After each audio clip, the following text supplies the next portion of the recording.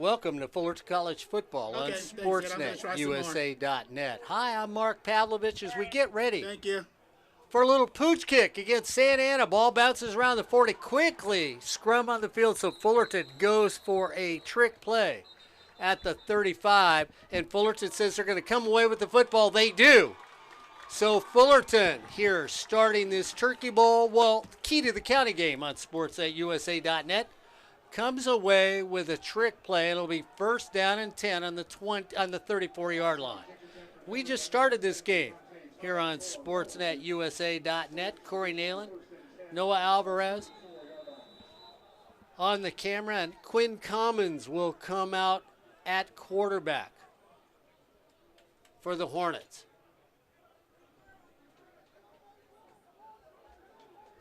Byers out wide to the right. Commons in a shotgun formation. First down and 10 at the 34 for the Hornets.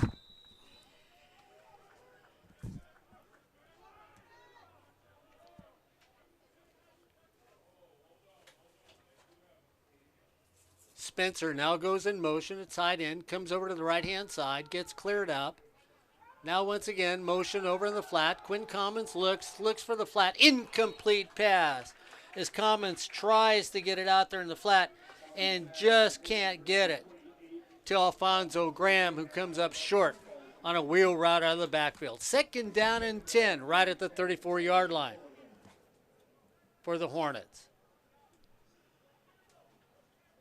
Commons brings him out one more time. Nosif this time out far to the right. Rankin rolls over. Throws it over there to Avinger. Avinger in the flat. Comes out with it. Keeps it going down to the 20. First down, and the Hornets move the chains. That's right. Key to the county. 100 years old. And the Hornets are on the move already. Griffin in the slot. Tim Allen outside him on the left-hand side. Lucky Avinger goes in motion from right to left. Quinn Commons looks across the middle of the field. Gives it to Griffin again. Griffin down to the 17-yard line.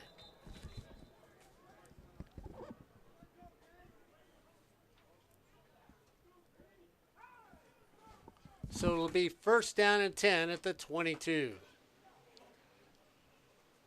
Flag on the play. We're going to get holding against the Hornets. That's going to move it back.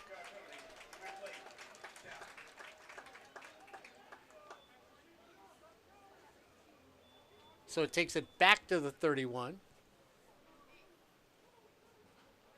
It's going to be a first down and 10 at the 31 for the Hornets. Quinn trying to get something going on.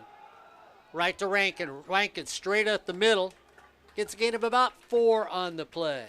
So Brandon Rankin trying to get out there. You look at Rankin so far this season. Only 31 yards on the ground so far in this early season for the Hornets.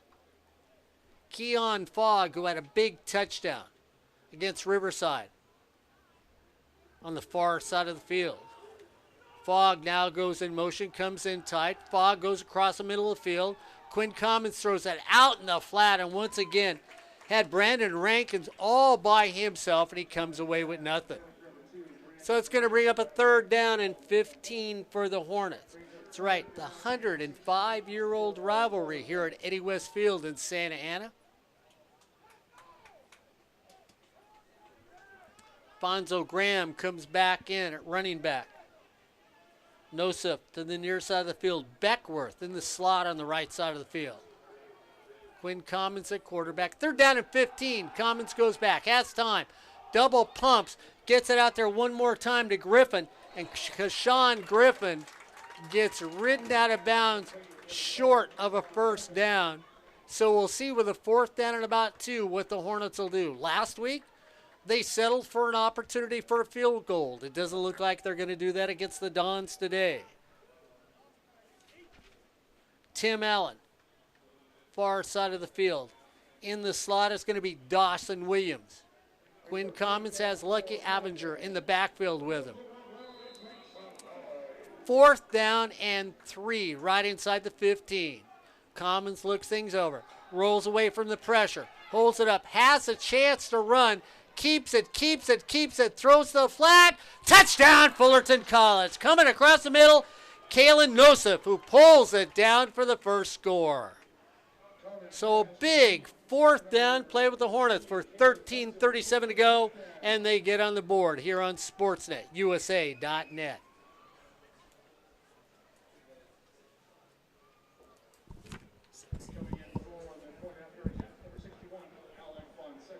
So Fonseca will come in for point after.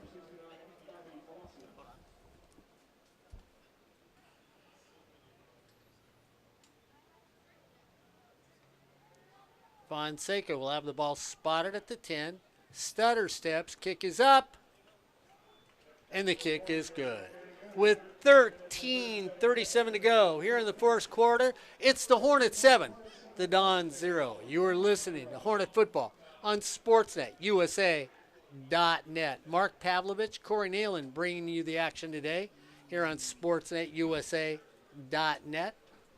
Don't forget, while you're driving around town on this day and the sun is setting, well, no better place to go than Miller Toyota of Anaheim. That's right, looking for that new or used Toyota? Well, I tell you what I do. I go to Euclid in the 91. I take my time while I'm over there. I look around for that new Toyota. Like to get a nice little baby blue that matches my eyes. Pick up that car for the best deal you can find in Southern California. Miller Toyota of Anaheim, located at Euclid in the 91. Miller Toyota of Anaheim is a proud sponsor of high school sports, community college sports, but most of all, education. That's Miller Toyota of Anaheim. So the Hornets, first time they touch the ball, well, they're on the board. It's the Hornets 7, the Dons 0 here on Sportsnet, USA.net.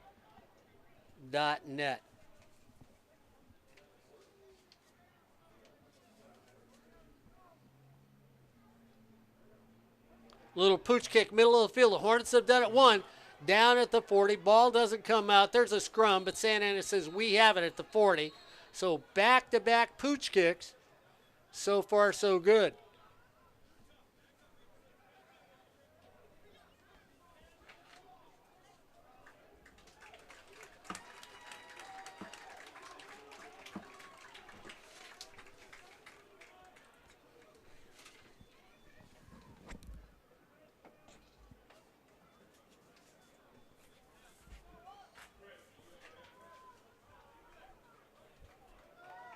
First down and 10 for Santa Ana.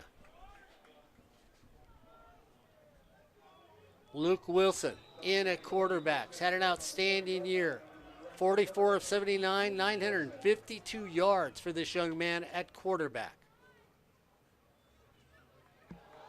First thing he does is put it on the ground for a loss of 3 on the play.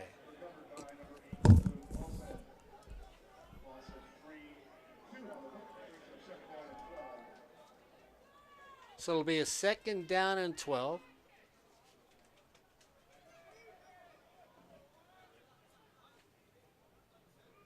Latoy at running back by Wilson. Shotgun formation. Wilson getting protection.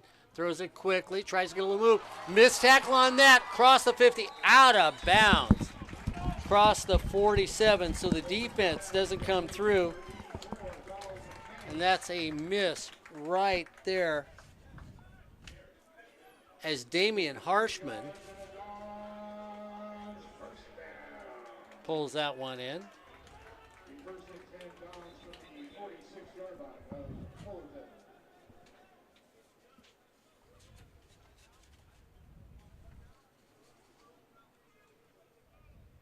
So it was Donald McKinney that pulled that in. McKinney stays here to the low side of the field. Wilson looks at what's going on. Straight dive play. Gets a gain of about a half a yard.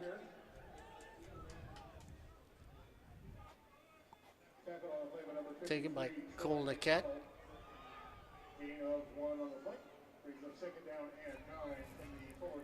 So second down and 9 at the 45-yard line. 12:04 to go.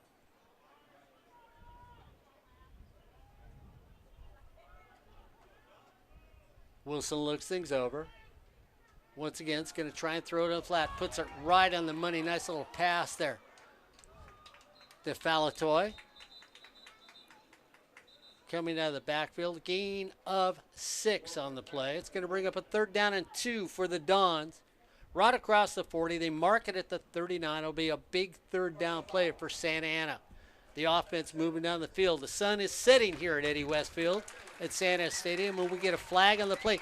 This is what destroyed this team last week. Penalty after penalty on the defense when you looked at it. Brian Crooks said before the game today what hurt us the most was field position. That field position was because of a penalty. And right now we see it once again against his defense, which moves Santa Ana all the way down to the 24-yard line. Wilson in a pistol formation now for the Dons. Trying to get him to go. Goes back, needs a lead block. Throws it up the flat on the money. And when you look at Wilson to Joshua Wright is the man for this Santa Ana team at wide receiver. Mark, he's got 16 receptions this season in 2 games and 372 yards. But here's the thing, 6 touchdowns in 2 games for the receiver. You look at him, he is just a talented young man out there. Wilson has mobility, a quarterback who has thrown 11 touchdowns so far this season. Not only can pass it, but he can tuck it in this territory. 1st down and 10. Here come the Hornets, bringing pressure, one-on-one in the corner, overshoots his receiver. And where else would you go? Well, to the man who's caught all those passes for you so far this season, looking for touchdown number 7. 11 minutes exactly to go. Here in the first quarter, the Hornets are up by 7.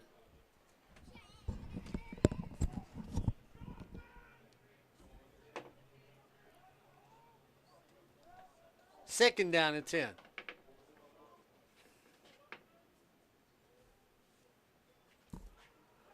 Right up the middle and met there. It's time for the freight trains on that front line for the Hornets just to start showing up. There's no doubt about that.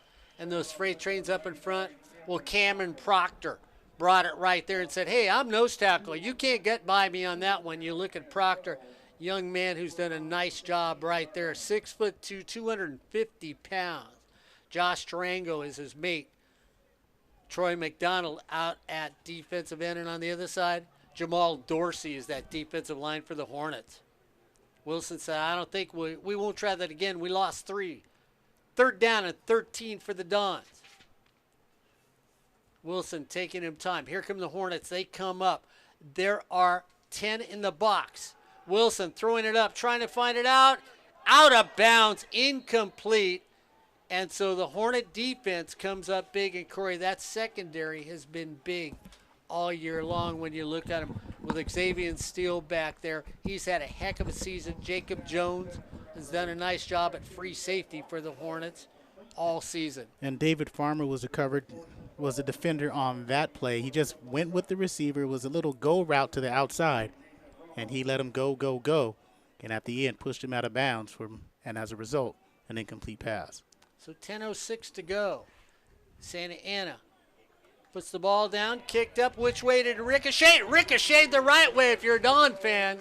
And so the Dons get on the board with 10:02 to go here in the first quarter. It's now the Hornets 7, the Dons 3 on Sportsnet, USA.net. When you look at this Don team, well, you look at the history of Santa Ana. 1940, they won a national championship in football. 42, they won their second. And 62 is when they won their last national championship in football for this team. It's not meaning that they didn't win conference titles. In 99, they won one, 97, 94. And then you go all the way back to 1971, and that's when the Dons won their recent conference titles. So it's been a team that's been prolific. It's been a team that has taken on this Hornet team for the last 18 years that I've been doing it, and the Hornets have come away with 17 victories and 1 defeat in those last 18 years here on Sportsnet USA.net.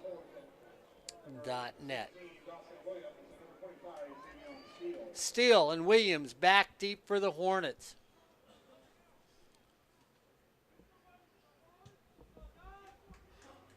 Steele's going to take it at the 5.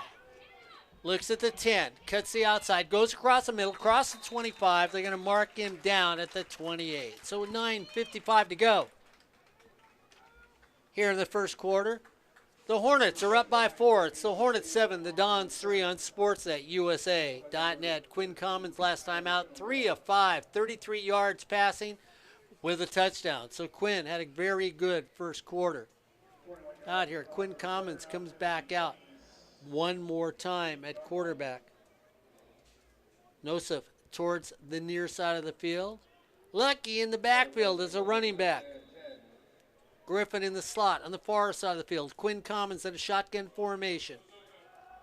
They hand it straight up the middle as Commons. Commons goes off center, gets across the 39. They're going to mark him right at the 39. Gain of 10 on the play, first down for the Hornets. Quinn Commons stays in there, says, hey, let's run that same play. Commons comes up, looks to throw it out the flat, throws it to Tim Allen. Tim Allen makes a turn out there. And Tim Allen gets all the way to about the 8. So Tim Allen gets up to about the 48. It's going to make it a second down and 2. Tim Allen stays out far to the left. Hornets trying to go with speed here. They throw it once again to Williams over on the sideline. Williams gets knocked out of bounds after a move of first down. So Tim Allen's and then back to Dawson Williams, who gets the chains to move. So Tim Allen to the far side of the field. In the slot next to him is Griffin. Then it's Dawson Williams. Quinn Commons gets lucky to move from left to right. Quinn gets pressure, avoids the pressure, steps up, looks over the middle of the field, looks for Griffin, who's running a crossing route, and he throws it behind him for an incomplete pass on the play. And that pressure that time was brought by Kenny Phillips, the team's leading tackler. Linebacker in there has 14 tackles in 2 games, 1 sack, 2.5 tackles for loss. That time forces an errant throw from Quinn. So it's going to bring up a second down and 10 for the Hornets. Quinn Commons across the 50, looks things over. Quinn backs up, throws it over to the flat. Hit, caught, fumble, and they're going to call it incomplete, or they're going to call it a fumble. Oh, they're going to call it. They're calling it incomplete pass. Ouch. Huh. Looked like a fumble to me. I thought he made a move after he caught the football. Look over at Noah Alvarez, running camera. He shakes his head yes. Said, yeah, I thought he made a move also. Quinn goes straight up the middle, gets a 40. He's got to get the chain, stay on his feet. He's going to be short of a first down by about a half a yard. You know how we said Quinn looked a little sluggish in the first 2 games? Not anymore. He looks like Quinn Commons from last year, who got the ball moving and the offense moving when he did come in the game last year with his feet. 4th down and 1. Fonzo Graham in the backfield. They hand it off to Graham. Nice little step side cut by Graham at the line of scrimmage and gets that first down. Hits the line, steps to his left, finds a hole, first down for the Hornets. Did a great job of moving forward while moving sideways at the same time was Alfonso Graham. Sideways to move forward, picks up the first. First down and 10, right at the 35. Fake it to Graham. Quinn's got time. Throws it over there. Route broken off, and Corey, it really was that thing where if you run your route, you might have been in the end zone for a touchdown. Well, he ran his route, but on the outside, the defense did a nice job of slowing him up. That's Samaje Bonner on the right side cornerback. Slowed him up just a little bit to prevent that rhythm from getting down. Nosip to the near side of the field. In the slot over here is Tyler Beckwith in the game now. It's wide receiver. Quinn Commons looks to his left, finds the middle of the field, finds Tim Allen all by himself. Tim Allen comes across, finds his sticks, moves the sticks, first down Hornets. Nosif stays over to this side of the field. Once again, Tyler Beckwith in the slot. Tim Allen to the far side of the field. Fake it to Alfonso Graham. Quinn Commons pulls it down and gets taken down. So Quinn Commons gets taken down by Jalen Jones, defensive back for Santa Ana. So Jones comes in there.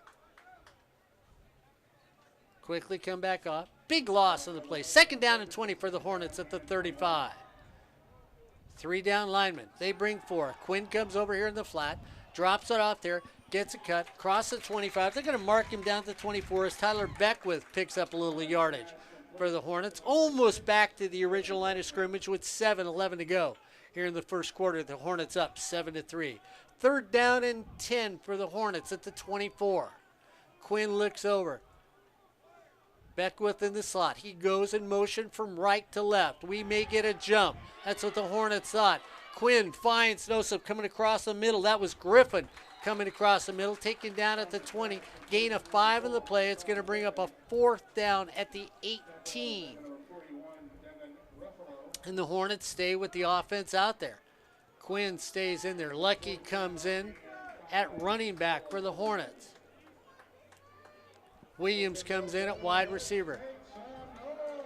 Tim Allen out wide to the left. In the slot next to him is Griffin. Then we've got Dawson Williams on the left-hand side. They pump fake it. Quinn finds, throws it over here flat. Williams catches it, tries to get one. He is going to be short of a 1st down. So the defense for the Dons stops the Hornets with a big 4th down play. The Hornets are playing it loose and fancy. The Dons called them on the bet and come away with a winning pot with 6:14 to go here in the first quarter. The Hornets are up by 4. It's the Dons trailing the Hornets 7-3 here on Sportsnet USA.net. Santa Ana coming up big time. Josh Tarango in the line of scrimmage. Jamal Dorsey there defensively. Troy McDonald. Those are your down linemen for the Hornets.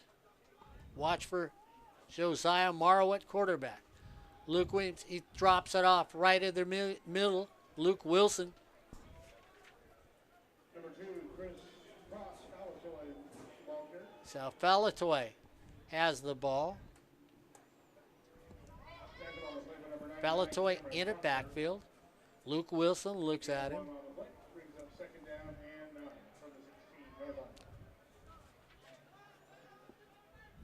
Second down and 9 at the 15. Wilson looks over the defense. The Hornets come up and play bump and run. Linebackers look like they're coming. They go 4 down men. Wilson said, let's go down deep. Overshoots his receiver, and we're going to get pass interference on the Hornets. And they're going to call that against David Farmer, who put his hands out and restricted the receiver from getting downfield. And Farmer's secondary mates, the near side is Xavion Steele. 4-2 and wide is going to be Jacob Jones. Junior Wiley is 23, the secondary guy, along with Farmer. The linebackers, the middle linebacker is Tanner Bean, number 30, 51 Josiah Mora, and 32 Alan Guerin. And that'll round out your defense for the Hornets. Offensive line for Santa Ana, Sean Jones, Frank Hueso, Jordan Herrera, Isaac Elias, and Arturo Ramirez. You know, the Santa Ana uniforms make an old guy feel like he's blind. Oh, I'm not even worried about that. Okay. I'm just making That up I'm blind? I'm calling this game by Braille? Luke Wilson says, yeah, maybe you should. Hornets come. Wilson says, here comes the pressure. I'm going to throw it away someplace, and he does. He throws it out of bounds, not even close to receiver. I tell you what, he was looking for a Hail Mary because he wanted to save his own life. Please don't let him get to me, and that's exactly what happened with 5:28 to go here in the first quarter. It's going to bring up a second down and 10 for the Santa Ana Dons. They're only trailing by 4 with 5:28 to go in this first quarter. Luke Wilson, who's had a good year, 79 attempts, 44 completions, only 4 picks for 952 yards in this early season. Wilson looks over. Hornets come up, back off. Wilson goes down. Wilson feels the pressure, and Wilson has the ball come out. And the Hornets, did they come away with it? No, Santa Ana has it. And Corey, I thought for sure that strip was going to be a turnover. No, offensive lineman in the right spot at the right time. And for Santa Ana, that's Joseph Russo, who checks in that one offensive line spot. He comes in for Isaac Elias. Falatoy comes back in at running back. Joshua Wright comes to the near side of the field. Young man has had a spectacular year so far. 16 receptions for 372 yards and 6 TDs. He's the one you look for on this big 3rd down and 15 for the Dons. Wilson is going to try and get away, and Wilson he decides it's time to take a nap, and he takes it right about at the 14-yard line. Comes out with a little limp. Is that Fullerton? Fullerton is the one who comes out with a limp as another sack by that stalwart Fullerton defense. Yeah, it looks like Josh Chiringo got his ankle, and Cameron Proctor got up high, brought him down for a half a sack each. Xavion Steele is back at his 42 with 4 to go. Hornets only up by 4. Large gaps. Here comes the pressure straight up the middle. Almost gets blocked, end over end. Steele picks it up, looks to go to the outside. It's got no place to go, gets back to midfield, and that's where the Hornets will start with 3:56 to go. Here in the first quarter, it's the Hornets from Fullerton 7, the Dons from Santa Ana 3, here on Sportsnet USA.net. So the Hornets were looking to, giddy up and go in this game. That's what you heard the rumor to be. Santa Ana said, we get a lot of good players from local high schools around the area. And they have been able to hold the Hornets down so far in this first half. Keon Fogg comes out far to the right. Lucas Luff, tight end on the near side of the field for the Hornets. Straight dive right up the middle of Brandon Rankin. Cooper Callis now in at quarterback for the Hornets. So Callis now in at quarterback. Fogg comes out here again. Callis at quarterback. Brandon Rankin at running back. Gain of 5 at the 45. Callis keeps it himself. Goes up center. Gets a gain of 3. It's going to bring up a 3rd down and 2 across the 45 all the way down to the 42.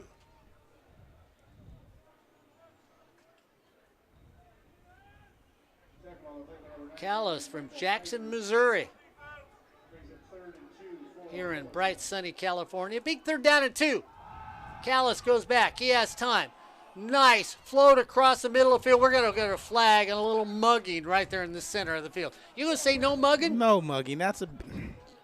Yes, there was contact. Ball wasn't catchable. He was coming to the inside. Ball was thrown to the outside. It wasn't going to be caught. Yes, there was hands, but you let him play on that. And it wasn't a significant contact either.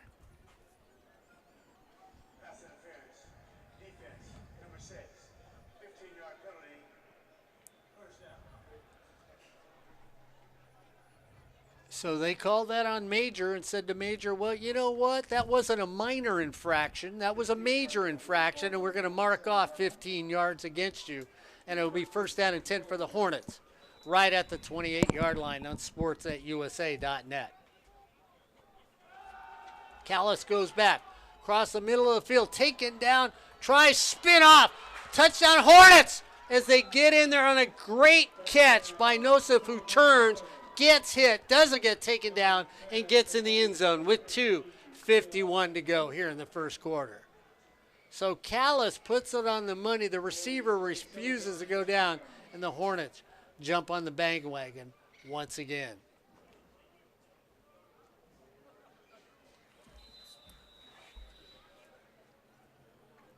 Corey Neyland looking to resolve the world's problems.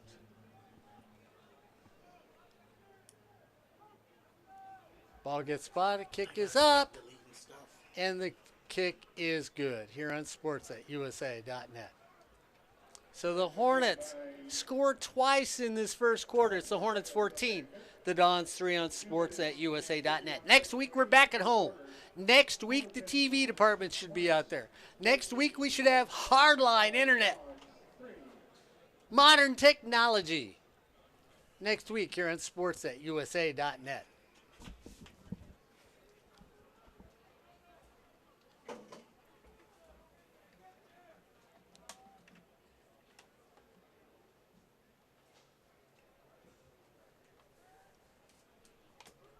So the Hornets get 2 big touchdowns in this first quarter.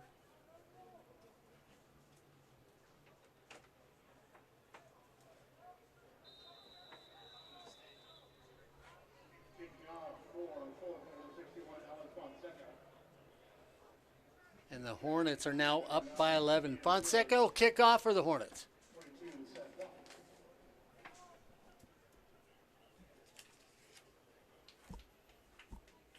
Seth Locke back deep for Santa Ana.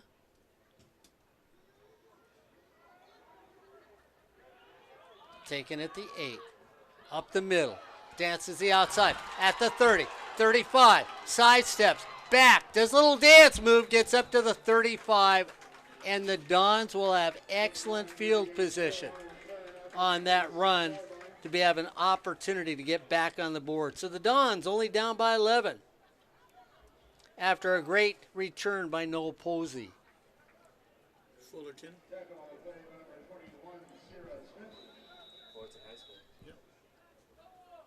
I'm getting guys saying to me, Mark, if you remember, he went to Fullerton High School. Last year, Noah Alvarez sort of whispering in my ear from the far side of the field. Yeah, Noah and I get to talk to each other because we got string in a tin can, so I can hear him. Luke Wilson looking for something at the 40, 45. Tackled right there. Nice little run by Cole.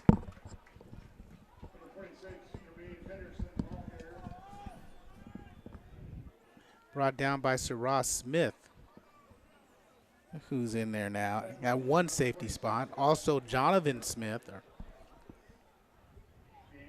also a Fullerton High School product. Reggie Whitfield.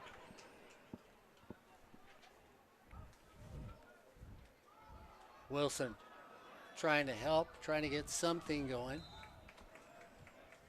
Once again, Jermaine Henderson. Nick Sinatiempo forces him to come from the left side, go all the way back to the right side into the waiting arms of Jaren Kenyatta.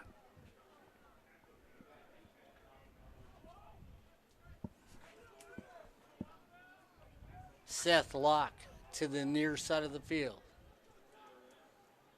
Joshua Smith on the far side of the field. Joshua Rice, excuse me, far side of the field. Deep down, Rice is going back for an incomplete pass.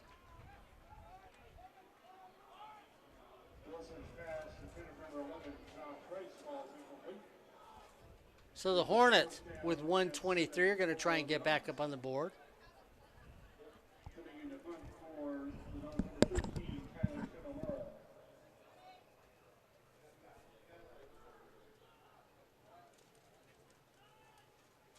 Dawson Williams back deep. Big rush. Williams looks for it. High spiral. Says get away from it. Hops at the 30. Wants it off there. And we're going to find it down right at the 23. We're at 1 minute and 11 seconds here on sports.usa.net. Nosov has 2 catches in the game for 37 yards and 2 touchdowns today here on sports.usa.net.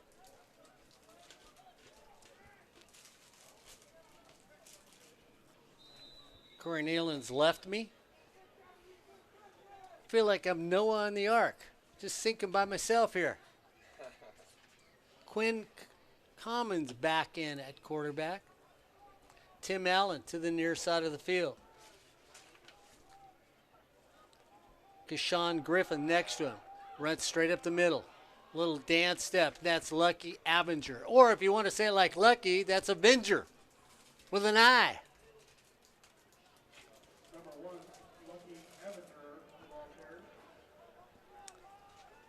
Throw it over to Tim Allen. Tim Allen looking. Tim Allen turns the outside, stays on his feet. They're going to mark Tim Allen right across the 40 at the 41.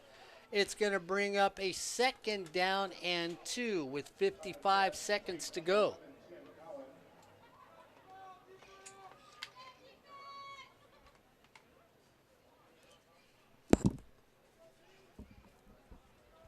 Quinn Commons Looks over the defense. They come up the corner. Quinn needs to get some protection. Goes to Spencer Owens. Owens gets hit. After a gain of 5, goes down. You're going to give him a gain of a little over 5, which is enough to move the chains and get another first down.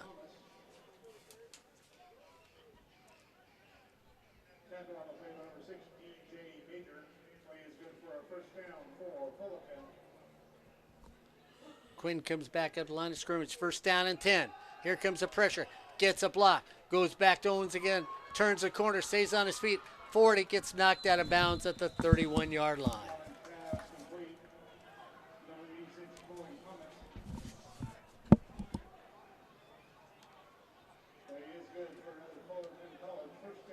Quake Thomas now in.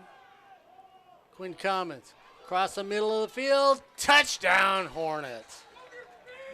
Spencer Owens gets a touchdown on that play. So Spencer Owens, the big tight end, wanders in 6'5", 240 pounds out of Lakewood, California, and the Hornets get another touchdown on the board. Fonseca comes back in for the point after.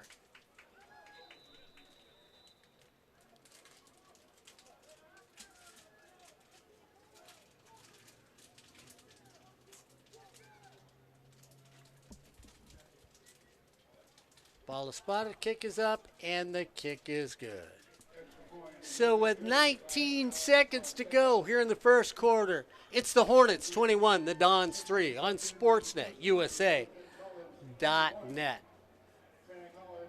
Well, we talked about this rivalry from Santa Ana, and you talk about the key to the county game. You know, they had battled going into this year 96 times between these two teams.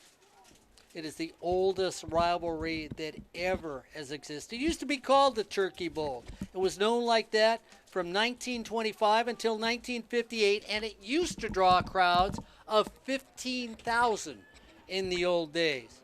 That's right. They actually moved this game one time in 1968 to Anaheim Stadium. Why did they do that? Both the teams were undefeated. They expected such a large crowd that they needed to have a stadium where this game could be.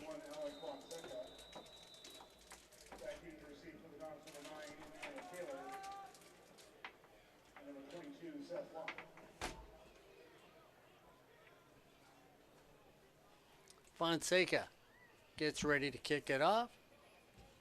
Line drive down the middle of the field. Going to take a weird hop, and it does. It rolls deep in the end zone, and Santa Ana is going to take a knee. So we're at 19 seconds here in the first quarter, and it's been all Fullerton so far when we look at this game today. Of course, people will say, why do you call this game the key to the county, no longer the Turkey Bowl? Well, in 1997, a former mayor of Fullerton and a longtime Hornet fan, Chris Norby, he introduced the key to the county. Chris decided somebody should have something every time they win, and decided that a key should be passed between either school, whoever came away with the victory. Blue and gold on one side for the Hornets, red and black on the other side for Santa Ana. We get timeout with Santa Ana with 19 seconds to go. So we're going to have a change at quarterback, I believe, too. Also, for the Dons. So Santa Ana. Cross Falatoy now in at quarterback for the Dons. Wait, I just said that. See, I'm not as old as I think I am. Did you notice that? It was a little quicker in the PA announcer. Of course, then again, he might as be as old as me. So therefore, no? Oh, gee, thanks. Victor says, no, don't worry about Mark. You've got a lot of years on the guy next door. That's what I love. Moral support from this crew. Dude, you're not old. You're very old is what I'm getting from my gang up here in the booth. Thank you, guys. Yes, I was at the first game 105 years ago. Falatoy, quarterback, claps his hands, trying to get things going. Looks for a running play straight up the middle. Off and running, taken down, and if it wasn't for a nice defensive play, straight down there, it would have been an off and running race if Smith doesn't make the play for the Hornets at the 40-yard line.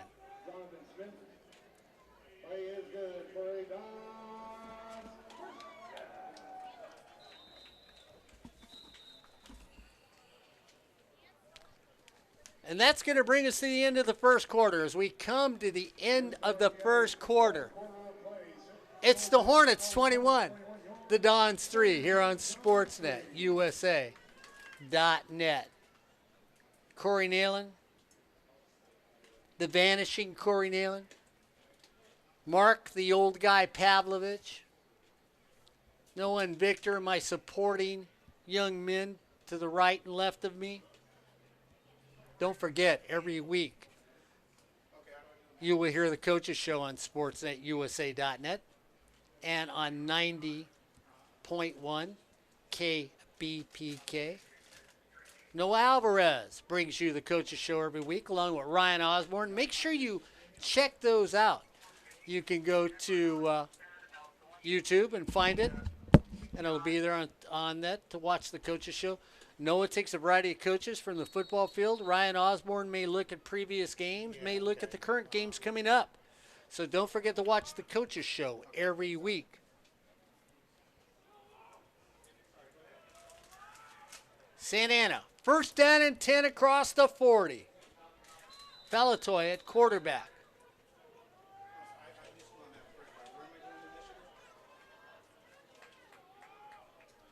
Falatoy claps his hands, looking for something. Falatoy goes back. Here comes the pressure. Throws it out in the flat. Nice little pitch and catch to everybody's favorite receiver, Joshua Rice, for the Dons. So Rice gets 7 yards on the play. Second down and 3 for the Dons, just short of the 50. As we start the second quarter here on SportsNetUSA.net. Falatoy looks at it. Here comes the pressure. Falatoy is a peanut butter and jelly sandwich. And no, there is no Greek yogurt on it. It was strictly a little peanut butter, a little grape jelly, and lots of bread as we have time out on the field with 14:11 to go as one of the Hornets is down there on that sandwich play. Slowly getting up. Juan Cuevas, the top trainer in California, probably the top trainer in community college sports, is going out there to check the status of that young man and see if he's injured or not. One of the best trainers you will ever see in Southern California, Juan Cuevas.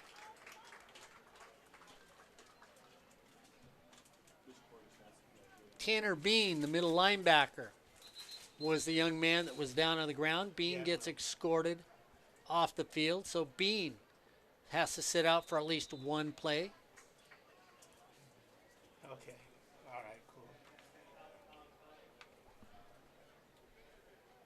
All right, cool. Will do. Thank you. Luke Wilson, who's out right now, was 3 of 7 for 32 yards when he was in there playing for the Dons. Falatoy looks things over. Sun is setting. Falatoy throws it over in the flat. Tries to get a block at her across the 50. So Falatoy goes. Corey Neyland is talking with Ed Ford and saying, I'll find out something. Shimamura comes away with the big catch. Cross the 50 to the first. So Falatoy is starting to get things going with 13:45. The Hornets are up by 18. It's the Hornets 21, the Dons 3 on SportsNetUSA.net.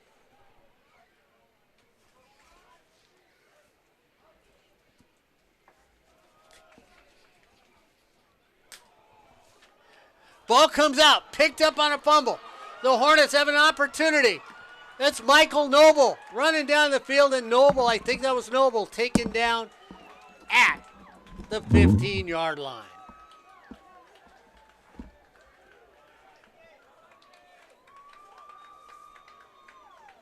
So the Hornets come away with a turnover. And they mark him down inside the 20 at the 18.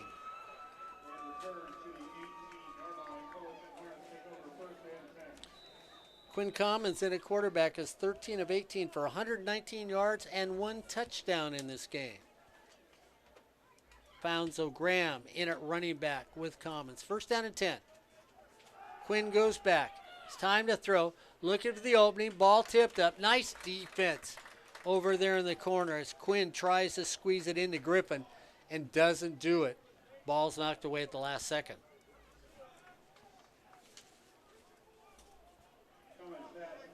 Quinn brings him back out. Fonzo Graham hands it off to Alfonso Graham. Stops when he hits the hole. Gets up to the 15. It's going to bring up a third down and a long 6 yards for the Hornets. 13 minutes to go in this first half.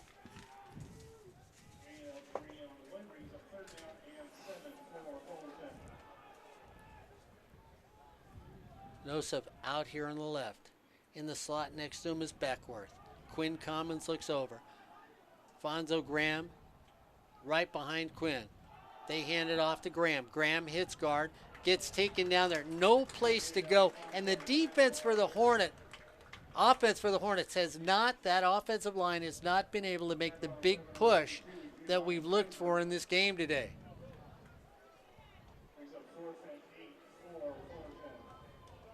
So it's a 4th down and 8. And it looks like the Hornets are going to try a field goal with 12:14 to go. Fonseca comes in. Had big field goals blocked last week against the Hornets. Fonseca will have the ball spotted at the 22. Ball is spotted. The kick is up. And the kick is good. So with 11:54 to go, the Hornets 24. The Dons 3 on sports@usa.net.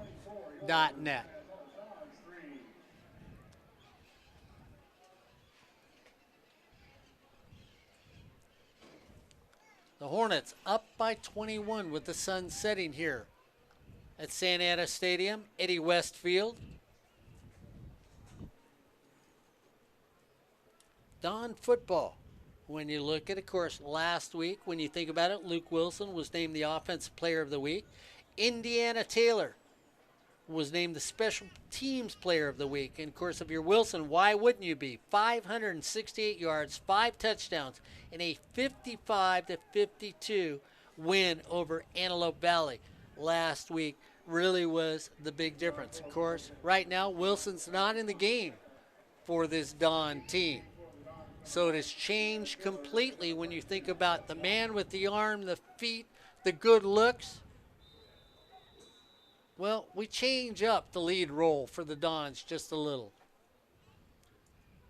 We've gone from soap opera to daytime drama in Long Beach.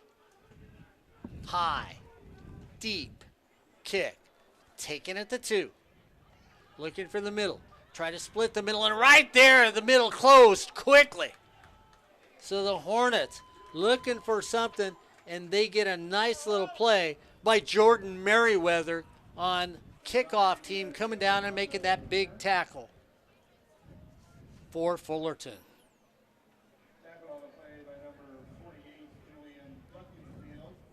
Well, I thought it was Merriweather that made it. I think they're wrong next door.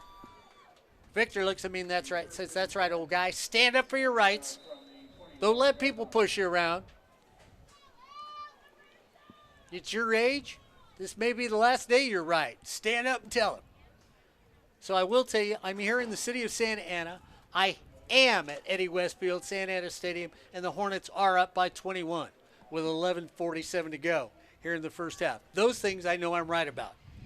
Falatoy at quarterback. Oh, my goodness, let there be light. Corey Neyland just turned on the lights. That's really going to confuse me. Falatoy now looks, takes it down himself, crosses the 30, all the way down to the 34-yard line.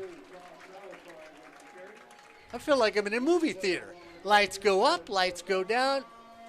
Noah Alvarez says, I can't see a thing, and I'm running the camera. Corey says, I don't know a thing. I'm running the computer. Victor says, I'm not sure of a thing. I'm doing stats, and I'm just the thing that's in the booth here on sports at USA.net. Falatoy on a nice running play for the Dons. Gets all the way up to the 33 for a first down. Lefty looks to his left, goes out here, finds the man he needs to find, Joshua Wright. Catches it, goes down for a completion. It's going to bring it up a second down and 6 for the Dons. 11:15 to go. Falatoy looks over, tries to get a signal from Santa Ana. Lights are starting to set in. Falatoy trying to get the offense to move. Once again, rushes away. They're bringing the quarterbacks. Falatoy's trying to do it. Once puts it on the money. Falatoy, nice little whip with the left arm. Comes through with another big play for Santa Ana.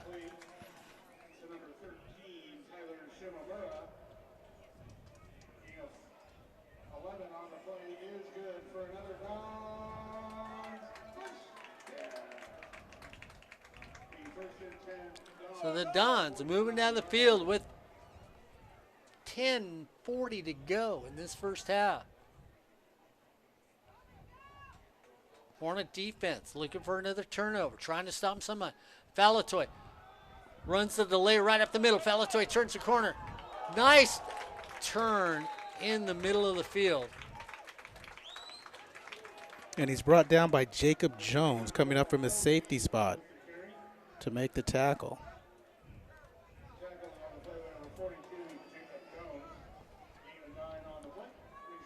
Gain of 9 on the play. Joshua Wright to the low side of the field. Falatoy at quarterback. Walks up there. He's got him moving.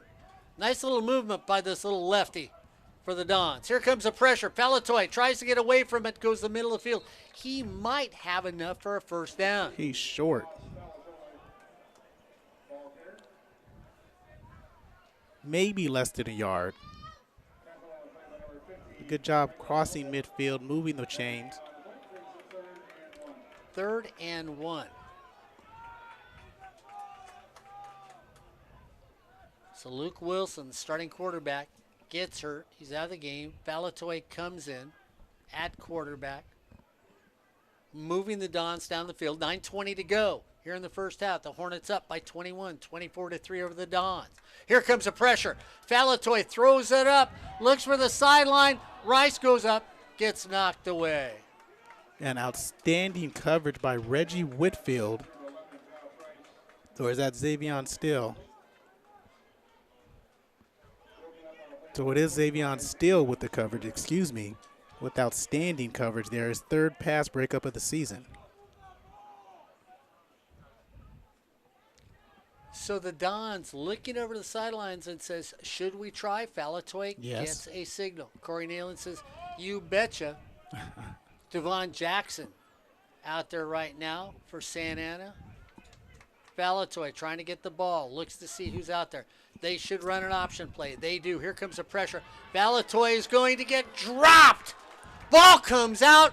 Flag is thrown. They're going to get face mask against the defense. That's what it looks like from up here. We'll see if they do get that face mask, but Santa Ana may be bailed out on that face mask call if it is.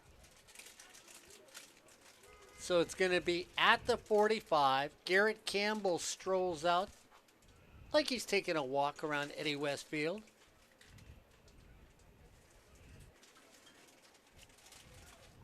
See what the call is down on the field.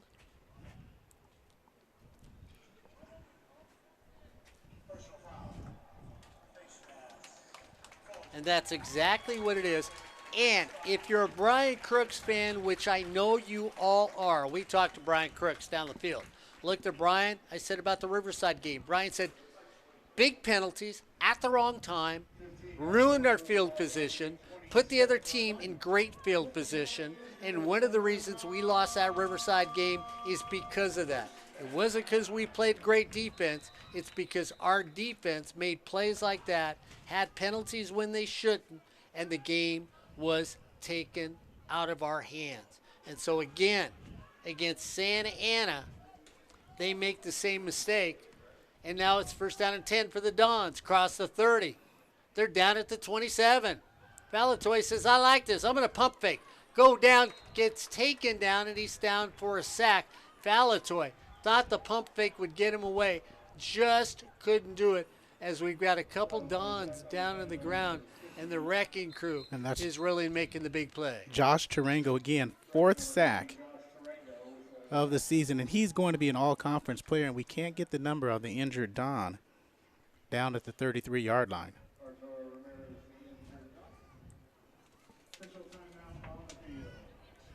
Hey, you having fun yet? Oh, yeah. I'm having a ball. You know what, though? Must be nice and cool up here, because you look nice and fresh and, you know, happy.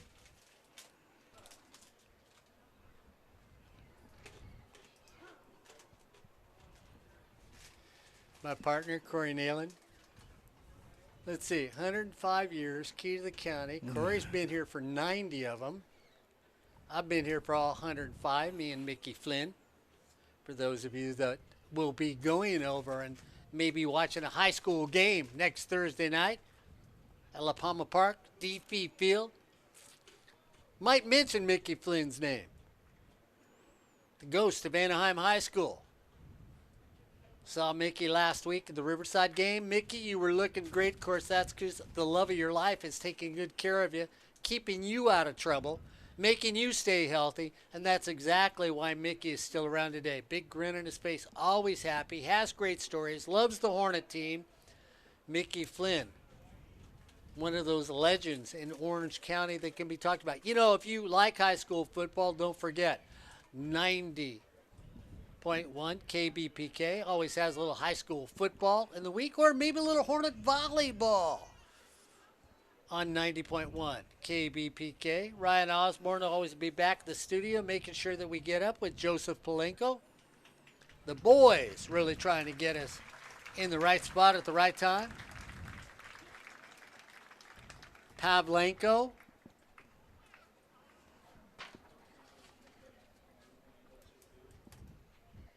You know what? I always can get a smile out of Corey's name because, you know what? Let me just call him Joe and we'll just leave it alone there. You don't need to know his last name. He might prefer that I don't say his last name. You can't get in trouble that way here on sportsnetusa.net. Speaking of getting in trouble, well, don't forget, this game will always be up for you every week on sportsnetusa.net. Corey Neyland trying his best. Mark Pavlovich just along for the ride. Victor, Noah, Brian, John, Jimmy, Bobby, Larry, Steve, Curly, and don't forget Mo. They're all up here trying to get us going here on sportsnetusa.net. Let's give a hand for Arturo Ramirez, who comes off the field. And let's hope the young man is okay. I mean, he's Arturo Ramirez, 6'8", 340 pounds, a road runner out of Saddleback High School. It's one big bird.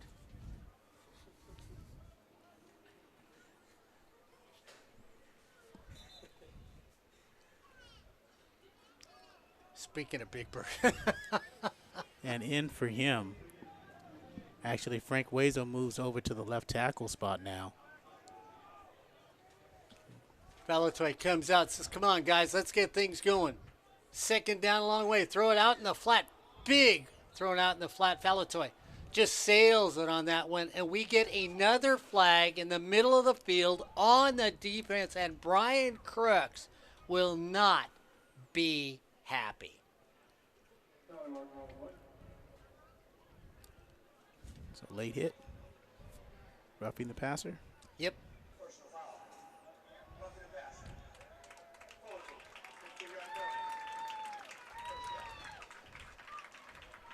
I'm looking for Brian Crooks over there. Can you see steam coming up on the other side of the field? A little bit.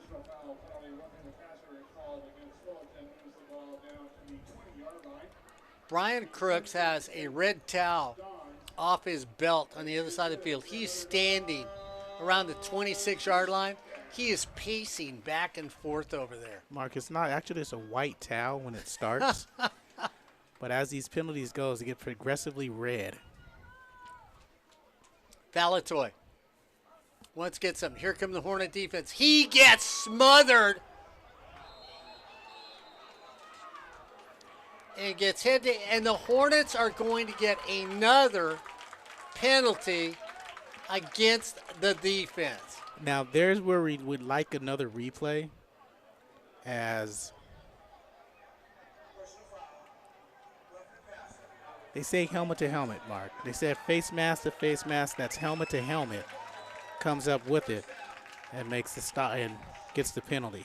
So that is 45 yards worth of penalties here on this drive alone for the Dons. It's going to move it to, I think they're going to mark it right at the 10, so it'll be first and goal at the 10. If you're a Don fan, you say, you betcha. It's exactly what you did if you're a Hornet player. If you're a Hornet player, you're saying, come on, ref, one break, one time. Pavlovich. And the Hornet defense are looking to just smother those defensive backs.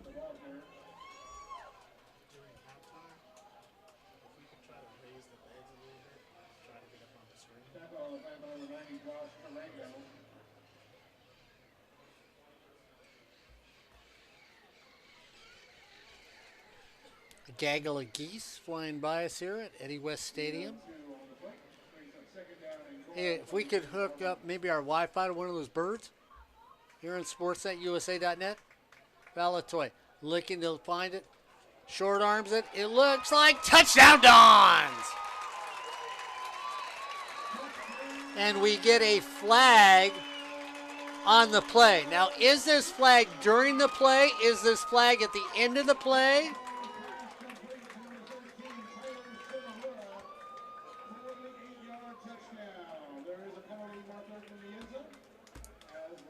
See who this is on. It's going to be on against the Hornets because nobody's getting moved.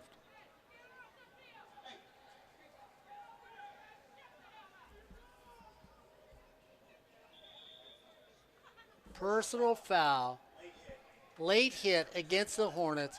That is 4 personal fouls on the defense in this drive alone. And you know, there's a lot of pointing at the officials right now, but the Hornet staff. So with 8:11 to go, the Dons get on the board. Kick is up, and the kick is good.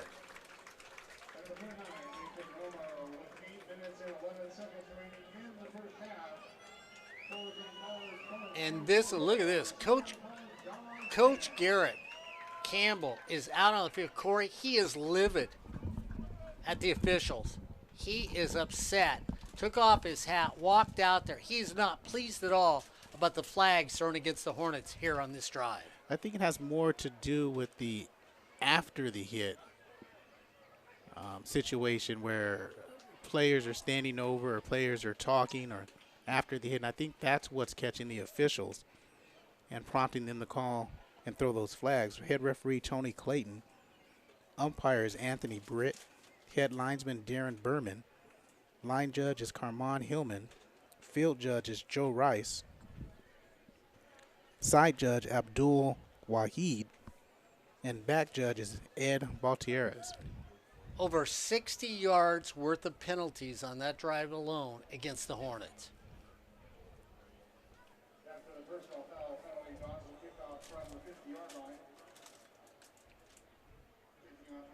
Deshaun Griffin back deep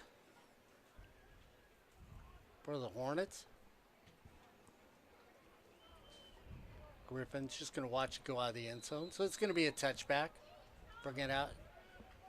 So it's the Hornets 24, the Dons 10 here on sportsnetusa.net.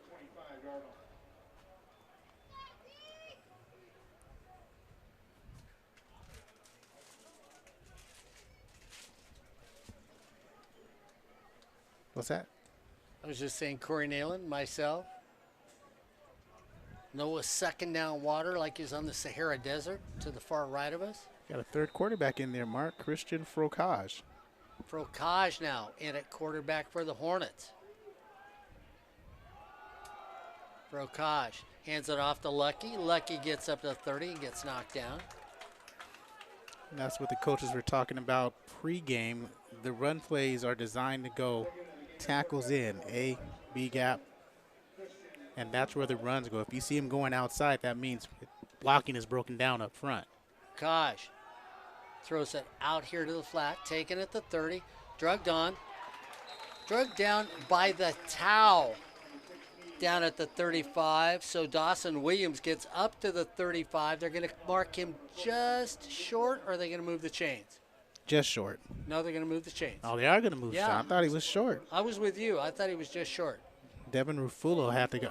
Half the towel, half the jersey, makes the stop, but not before he picked up that first down. Good leg strength. Fonzo Graham now in at running back with the Hornets. Prakash still stays in there at quarterback. Prakash goes back, rolls away from the pressure. He's going to take it himself.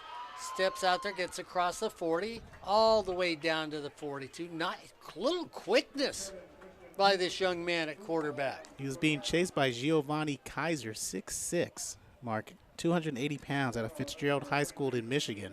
He's got a brother, Michael, plays the opposite side. 2nd down and 3. Fonzo Graham gets a pitch, finds a gap, comes across, gets a first down. That's going to move the chains. 6:52 to go. It's the Hornets 24, the Dons 10 on sports@usa.net. Well, they're driving as fast as they can. You think they'd have gotten a new Toyota from Miller Toyota of Anaheim.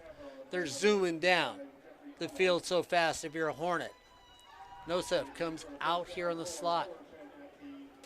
Near side of the field. Prakash at quarterback. 1st down and 10. Just short of midfield by the Hornets. Driver out of the middle, across the 50, maybe to the 49 if you're a Hornet fan. Give him that extra 6 inches. Well, they did in the booth. They said it was gain of 3, so that makes it 2nd down and 7 if you're a math major here on sports@usa.net. Prakash looks over. They come up the middle.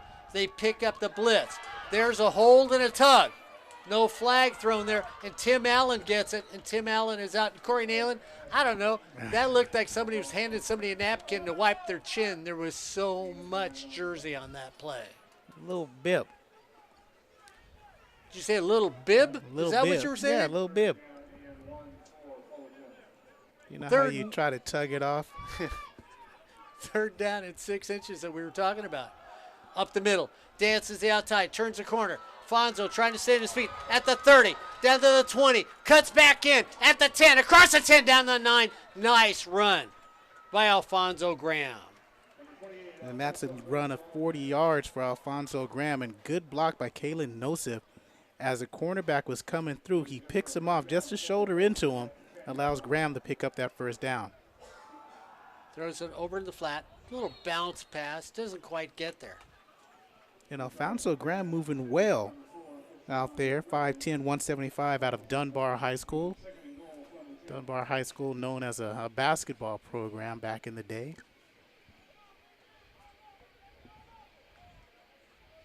So how'd you say Christian's last name? Frokaj. Frokaj.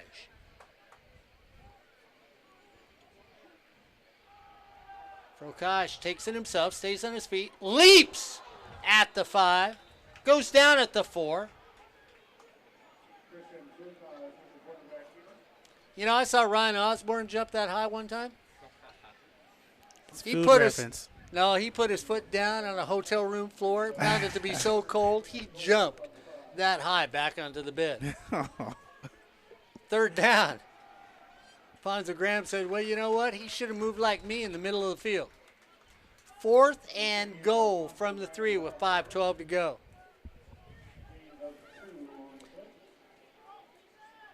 Overcast evening here at Eddie West Field.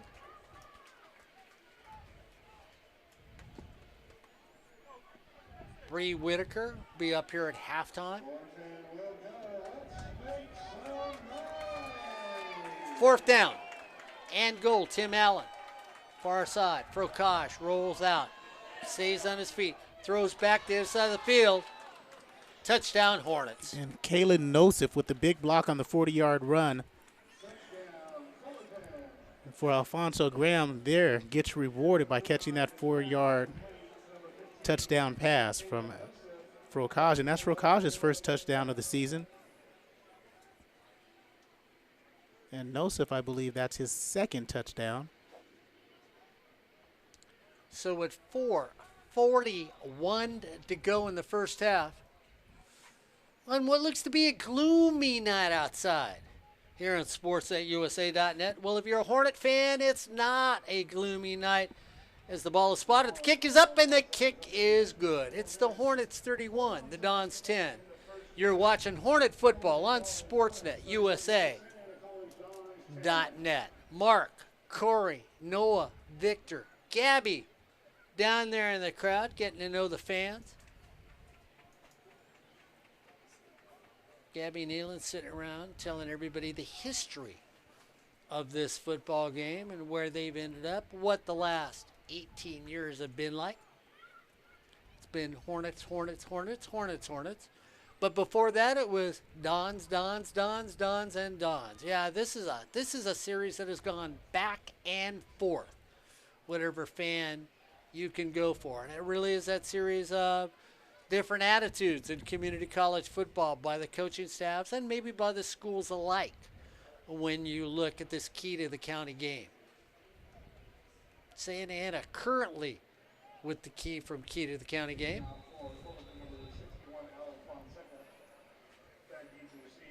And after last year, Fullerton's forfeits have 2-8. They finished their season 2-8. They went undefeated, but due to the sanctions, they were 2-8, and they give up the key to the county to Santa Ana last year.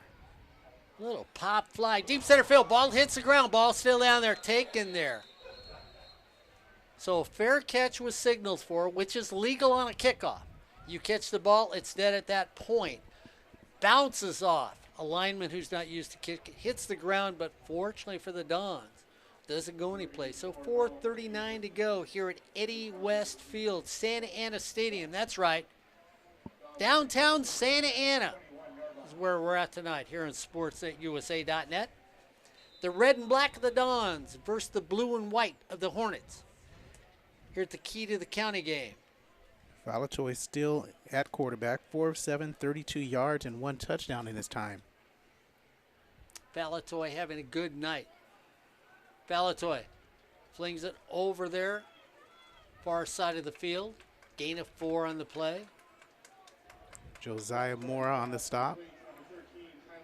Xavion still at one corner. A new corner in for Fullerton on the right side. That's Jordan Wright, it looks like, coming over. Listed as a wide receiver, playing in the secondary to get some playing time. So Ross Smith and Jacob Jones are the safeties. Tyler Shiramura goes from the left to right. He caught that last pass. Nice little gain of 5 for Shiramura. Valatoy goes back the other direction. And boy, you almost smelt pick on that play. Did you not? Yeah, Xavion Steele's doing a wonderful job against Joshua Price. Joshua Price, remember, he had 16 catches in the first 2 games, over 400 yards in the first 2 games, 6 touchdowns. He's been pretty silent tonight going one-on-one. Wherever he goes, Steele goes. Okay, I'm a little confused. He got tackled before the sticks, and they spotted it on the far side of the field at the 32. Yes, that's correct. They did spot it at the 32. Cal State Fullerton, referee down there. Math major. Valatoy feels the pressure, tries to get away. Corey, that will be counted as an official sack because it was taken down behind the line of scrimmage. No, they got him You're back not going to to? They got him back at the line of scrimmage. Okay. So it's not a sack, but he's brought down by Elijah Mott.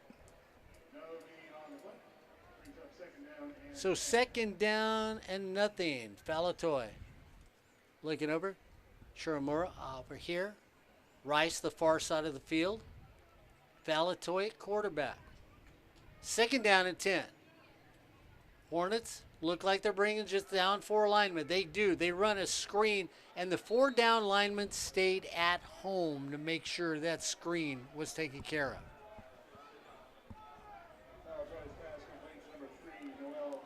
Ryan Osborne trying to find out the score from where he's at. Corey sent a message on Pony Express. We hope our writer gets there before the end of the week. Ryan will know what the score is.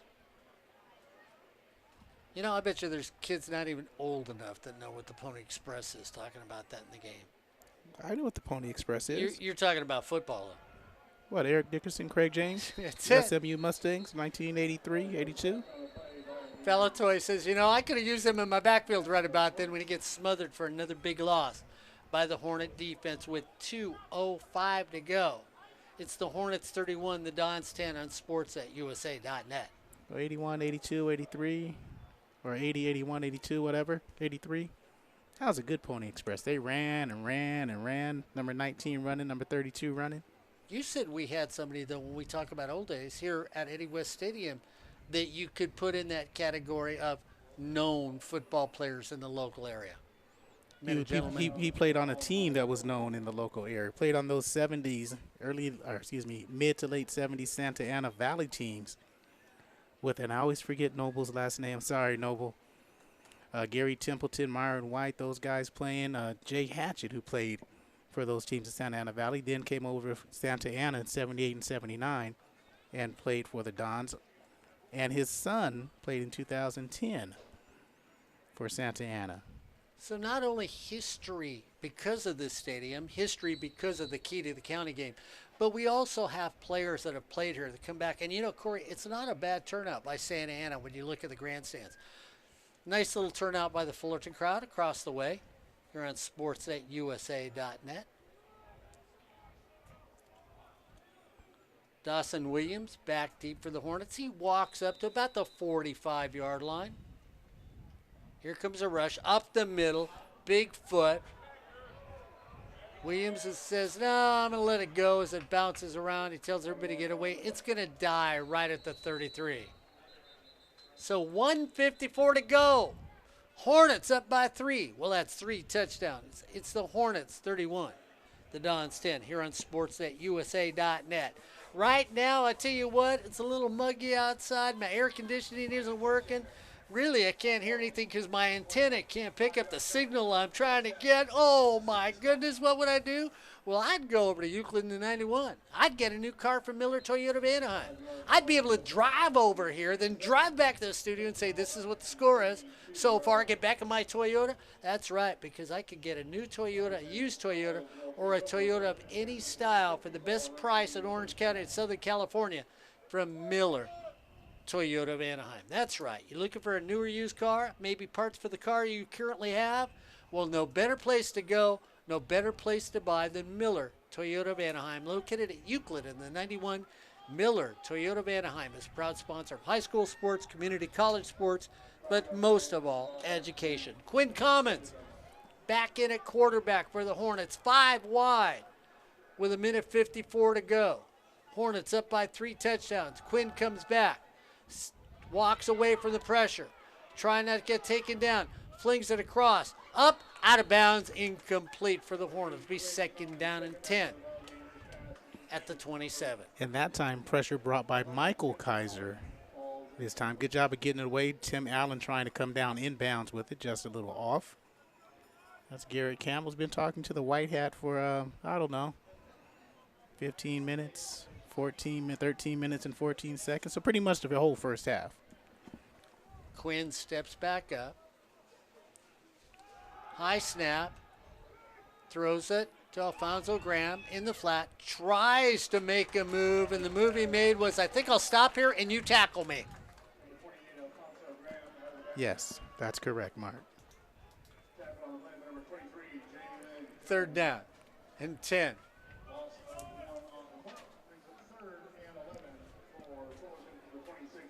Quinn says, all right, this is the play we're going to call. Run towards Miller Toyota of Anaheim. I'll throw it to you.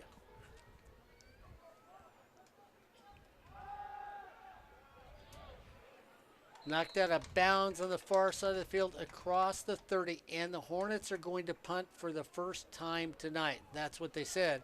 Let's punt it away. So the Hornets punting for the first time tonight here on sports at USA.net.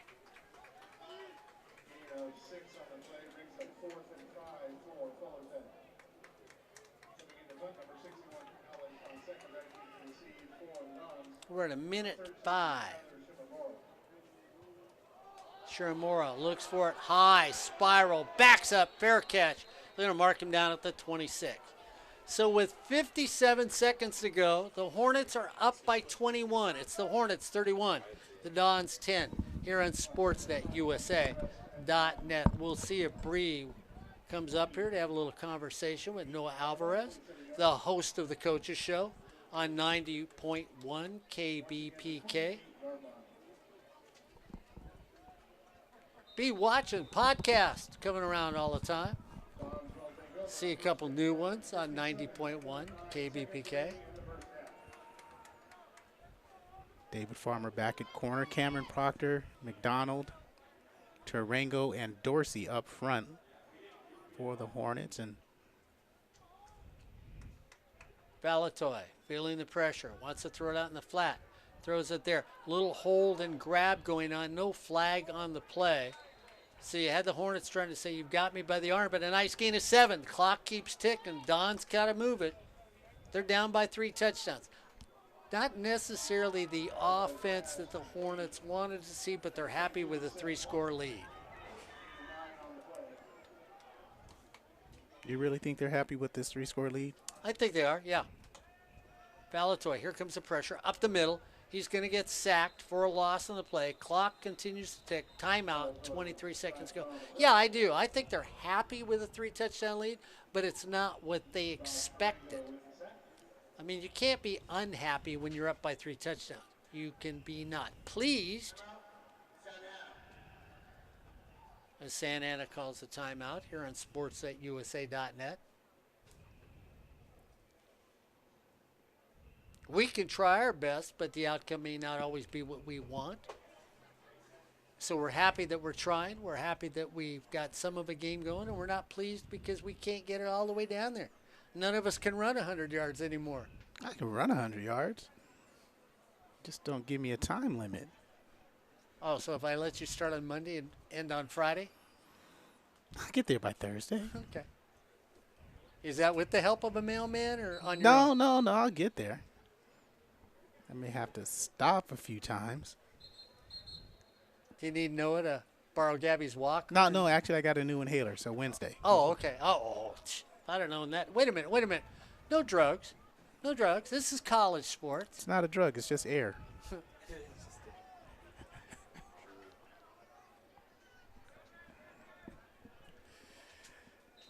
That's what somebody wants right about now with 23 seconds to go. Santa Ana would love to find somebody with a lot of air. Put it up. Valatoy stepping back. Throwing down the middle of the field. And Corey Neyland. It should get picked. It's knocked away. Oh, it looked like it was going to be a marvelous reception and then an incredible deflection at the end. Jacob Jones on the deflection, looking for Donald McKinney. So 17 seconds. The Hornets call timeout. Want to put.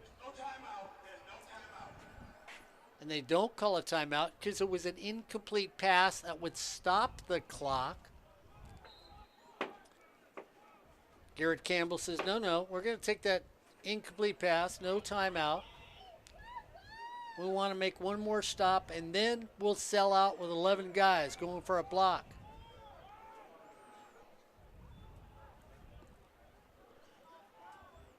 Fourth down, flag on the play, and if it's against the Hornets, it will be first down Santa Ana.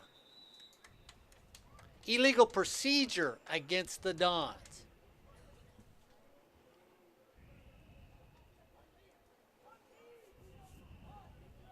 So do you make him repunt it? No. Well, actually, if you want to try to go for the block, you would. And Garrett Campbell says, you can move him back. You can send him back. Tell him to re-kick it. And Corey Neyland, that's exactly what they're going to do. Repunt it with 7 seconds to go.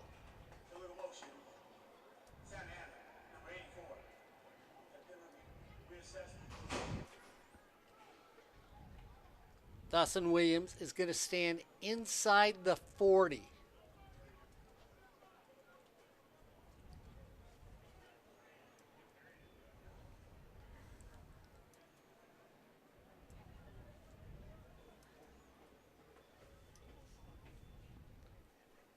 Now, if you're Santa Ana, why not just take a knee? I wouldn't even punt it. Why not take a knee? Run around for 7 seconds. You don't have that time to run around for 7 seconds, Mark. They're not getting 7 seconds to run around. I figure if they take the snap and he starts to run around, that's about a 5-second play. They still got 2. Fullerton comes in, kicks a field goal.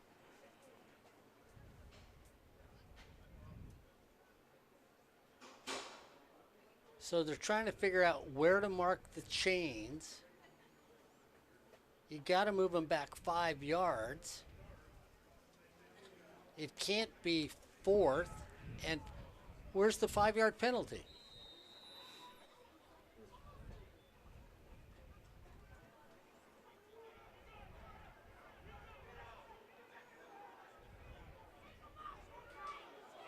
Williams picks it up, stays on his feet, goes up the middle, gets taken down. That's going to be the end of the first half.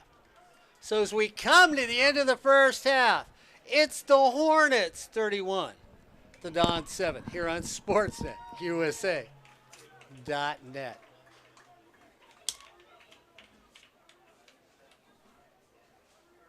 Noah Alvarez and Victor are going to come on at halftime. Noah's looking to see if he's got a halftime guest.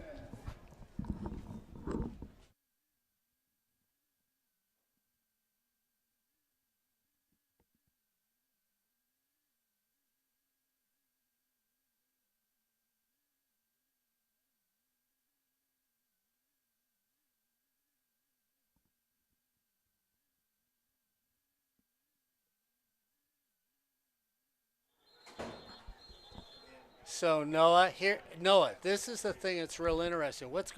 I'm trying to figure out what's going on. The Hornets are not leaving the field. Santa Ana is getting told they have to come back on the field. And I'm going to tell you one of the reasons I think so.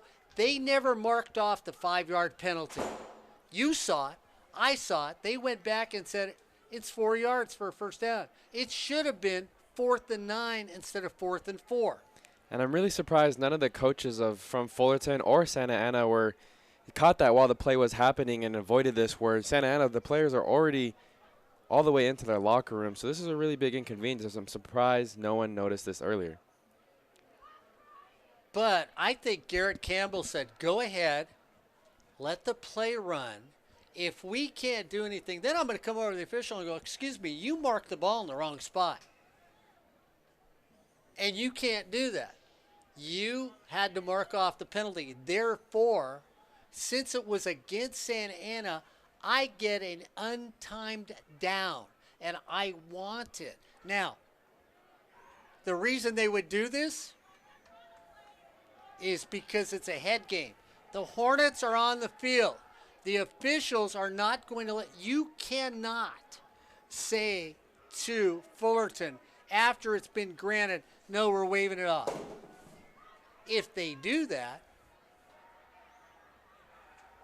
then Fullerton could say, wait a minute, that's a violation of the rules. I'm sorry, you can't violate the rules. And this is real interesting. Okay, we're speculating up here too. And here comes Santa Ana for the simple reason that the official, we're going to say this is what happened. It was an illegal motion on the punt, Noah. Mm-hmm. The Hornets didn't do anything with it, but it was against Santa Ana. You saw it as the camera guy that they did not mark off the yardage. And so, therefore, I think Garrett Campbell, this is all speculation, let them punt the ball and then said to the officials when nothing could happen, oh, by the way, where was the 5 yards? And the white hat has to say, oh, you're right. We need to mark it off. And Garrett can say, then I want the down replayed. So you're saying there's a little intent behind this. That's interesting. I say this is Hollywood showmanship. This is Corey Neyland and his G-string. This is to get everybody excited watching football. And that's great. You love to see it, especially the Fullerton College. I mean, if you're speculating what is to be true, that's great. You love to see that against a rival like Santa Ana College. 7 seconds back on the clock. Now, Noah, look at it. It's 4th and 9. As it should have been earlier. And that's real interesting. Corey Neyland, I really do. If I'm Santa Ana, I pull the ball down and take off running. I pull the ball down and take off running. I say to my punter, you see those sticks? No, I don't. You don't? I throw a pass. Okay, Corey says he would pass. But would you not do that? No. Run a trick play?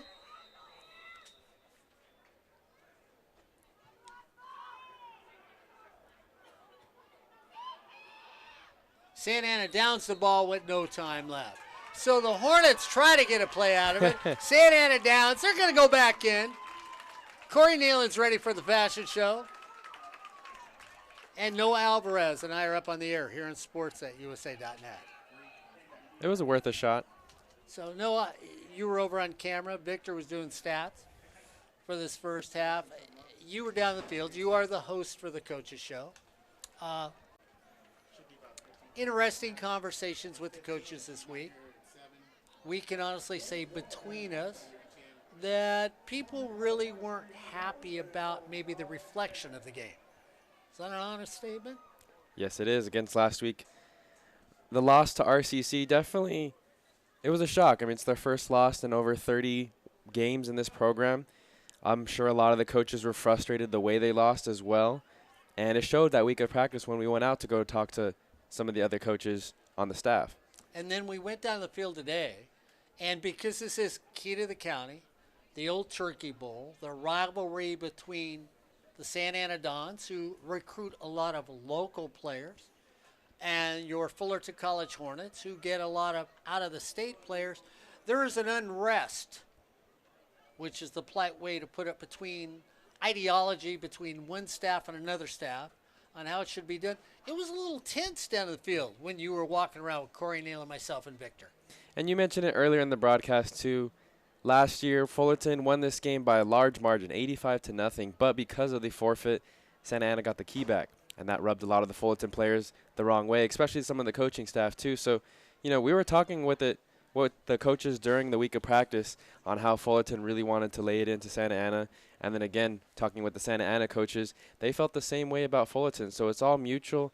A lot of, I think, nastiness between these two teams, and you saw it in that last, back and forth there with the punt, then going back on the penalty and making them redo it, what was that, 4 or 5 times? Yeah, and I mean, I look at it as showmanship. I like that. I like that aspect. I mean, I'm somebody that comes from the world of theater, as you guys know. You do podcasts, so you play in the world of radio theater or podcast theater in the podcasts that you do. And you have to add something. I mean, so I'm going to look at you as a producer. If you were writing a, let's say, a docudrama or maybe just one episode of Friday Night Mics from Texas, would you not put this into a scene for two teams that supposedly were rivals, or would you say, no, let's let them go away happy? Of course, because it adds excitement, too. After the last punt play, I believe it was the 4th one, there was a few players, one from Santa Ana and one from Fullerton's side.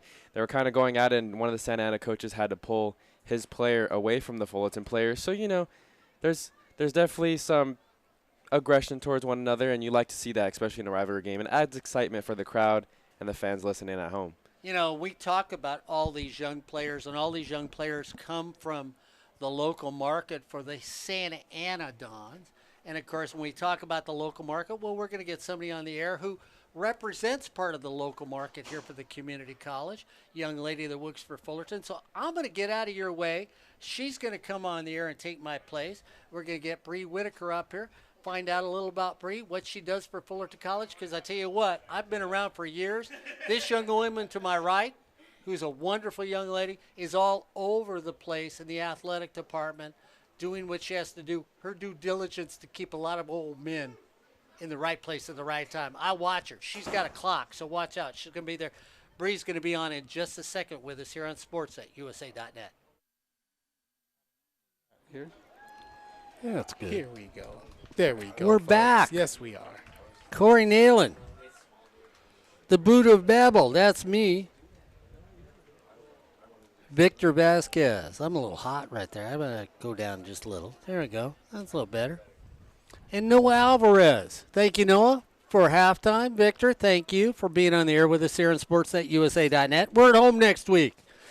So for those of you that are going to watch the replay, that's right. Next week, hopefully TV will be out there. Well, we're back at home, and we got connectivity back at home. We know that. Lots of love and apologetic words from Santa Ana College. And like I said, it's not your stadium. We understand. Here on sportsnetusa.net. Ed Ford has put up the for sale sign. New score for you, Mark. Ooh. 33-7, East LA over Compton. You know, in the parking lot earlier today. He should have taken that bet, huh? Ryan Osborne just didn't know any better.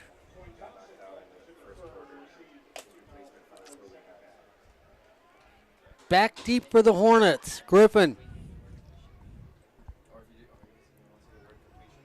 Here on Sportsnet. The Hornets up by 3 touchdowns, 21-10. Here on SportsNetUSA.net. Don't forget, if you're like a Hornet right now and you want to go that 100 yards, we'll go that 100 yards with that new Toyota from Miller Toyota of Anaheim. Miller Toyota of Anaheim, a proud sponsor of high school sports, community college sports, and education. Griffin takes it at the 10, to the 20. Cuts the outside, cuts back the middle, goes back the opposite direction, up the middle of the field. Griffin at the 50, at the 40, at the 30. Well, he's driving that Toyota all the way home. Touchdown, Hornets. First kickoff return of the year for the Hornets. First punt return of the year for the Hornets. And Kashawn Griffin showing he's fast. He's a big play guy and makes a big play there to start off this second half. So, Corey, he gets the ball at the 5. He comes up the right side. The right side closes off. He backtracks to the far side of the field, finds an opening, stops, and then puts on the speed. And special teams comes through as Quinn Commons comes in now. Hornets going to try for 2. They're up 37-20. Here with 14:43 to go. Quinn gives it to Lucky. They're in for 2.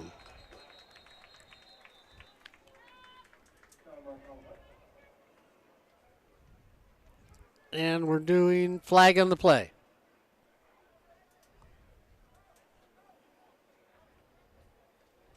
Holding against the Hornets. Boy, they have had a lot of big penalties in this game today. I mean, massive penalties in this game today.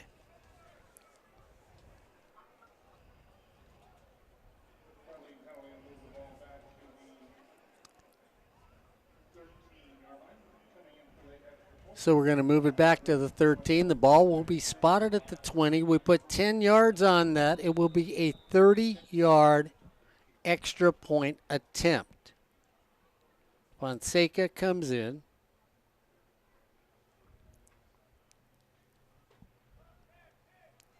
Ball is spotted. Kick is up. And the kick is good. So with 14:43 to go, we'll work inching closer to Corey Neyland's age. It's the Hornets 38. The Dons 10 here on Sportsnet USA.net. Corey Neyland, Gabby Neyland, Noah Alvarez, Victor Vasquez, and of course me, the Buddha of Babel here on Sportsnet USA.net. Next week, the Hornets at home. And then we're on our way to the Wizard of Oz, Ventura, California, the week after that. It's road trip time.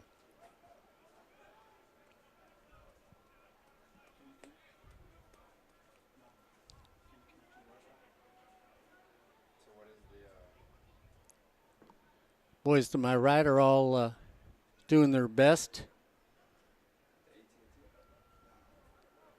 to find a hot spot.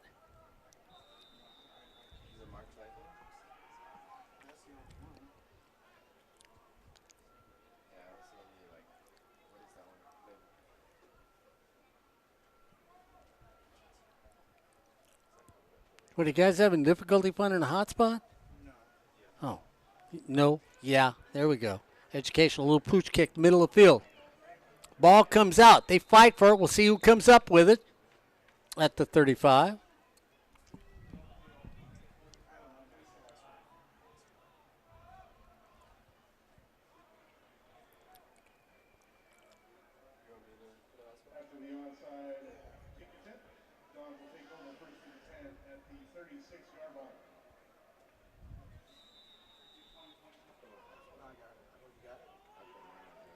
See, then you have to put that in that to get the hot spot.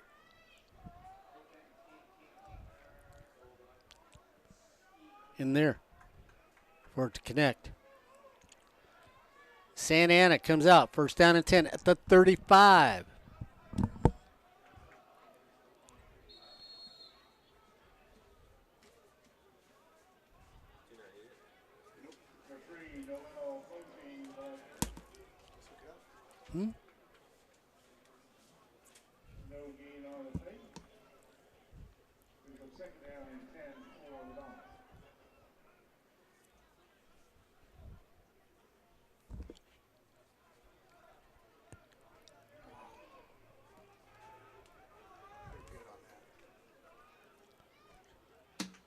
Second down and 10 on sports at USA.net.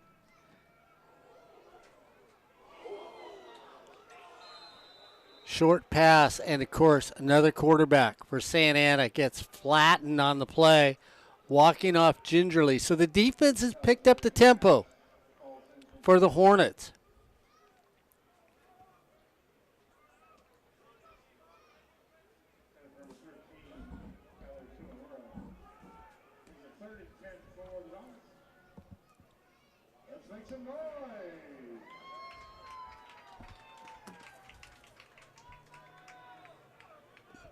Third down and 10.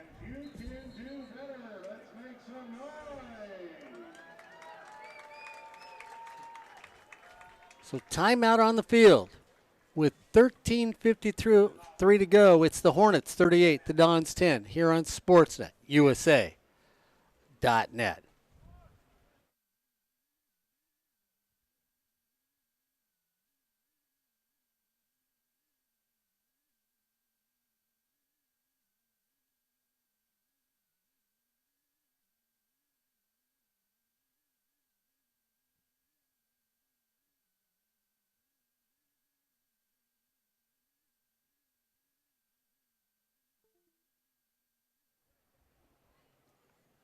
So we're at the half. Hornets are down. Hornets are up. Oops. Trying to put them behind. That wouldn't make anybody happy. With 13:53 to go. On sportsnetusa.net.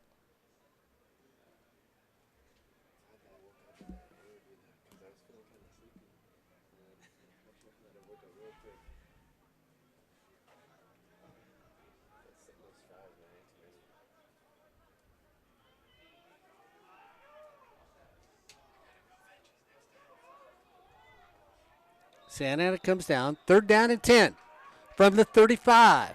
Hornets creep up in the corners. Pavlovich looks at what he's going. Tries to roll away. They go back with a screen the opposite direction. Nice little design play. Turn to the 45.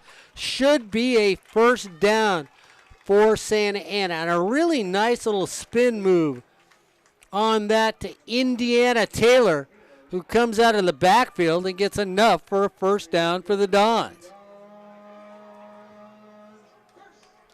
Indiana Taylor goes to the far side of the field. Joshua Rice comes to the near side of the field. Pavlovich at quarterback. First down and 10. Cross the 45 to the 47.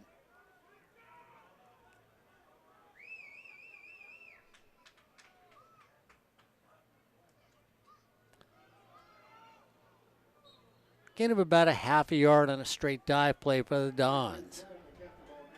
So the Hornets up 38-10 with 13 minutes to go here in the third quarter.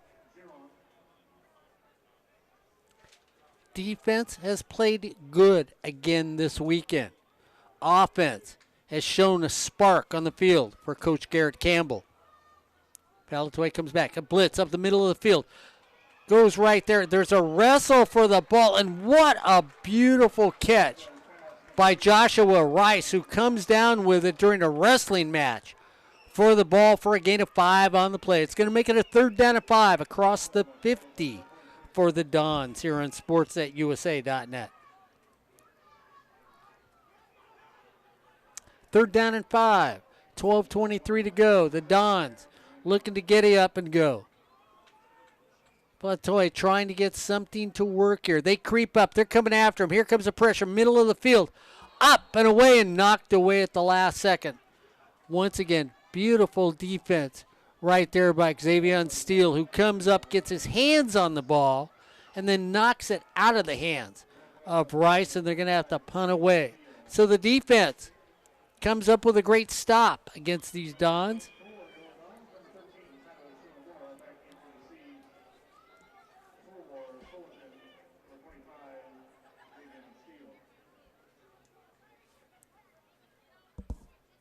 Pressure right up the middle.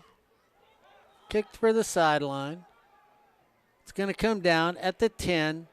Dribble, and it's going to die right at the 2. Great punt by the Dons, and they're going to walk away, leaving the Hornets having a 98-yard field to try and get some more points on the board here on SportsNetUSA.net. Miller Toyota of Anaheim, a proud sponsor of community college sports and high school sports. Here on sports@usa.net, a flag on the play. Going to move the Hornets back a couple more yards. Personal foul against the Hornets. Another personal foul. Does that make 5 personal fouls? 6 personal fouls. No, Alvarez tells me. And when we look down here, we can remember the Riverside game where the Hornets make the interception, have it at the 1, and Lucky gets stopped for a safety. I formation for the Hornets at the 1. Straight up the middle, trying to get away, turn the corner. Brandon Rankin refuses to go down after a nice gain of 26 yards on the play. And Rankin, if he breaks it, 99 yards for a touchdown. And he's showing out really, really well. That's the play they needed last week against Riverside. This time they made it happen. Rankin again goes off. This time only gets a yard on the play.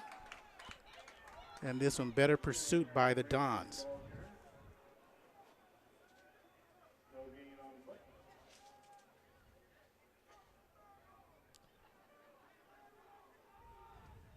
Hornets come up the line of scrimmage. They're going to say no play. No yardage gained on that play. So it's going to bring up a 2nd down and 10. Quinn Cummins in at quarterback.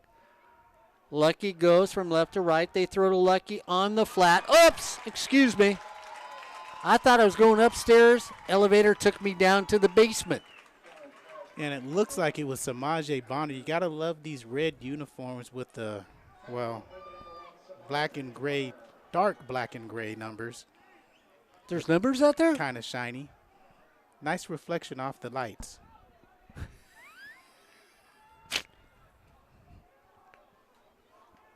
Quinn Cummins says, well, I'm glad you guys know who's going out there on defense because I can't figure it out. Quinn goes back. Here comes the pressure. Rolls away from it. Rolls into it. Quinn just gets swallowed at the 8. And that's the Kaiser brothers out there making the stop.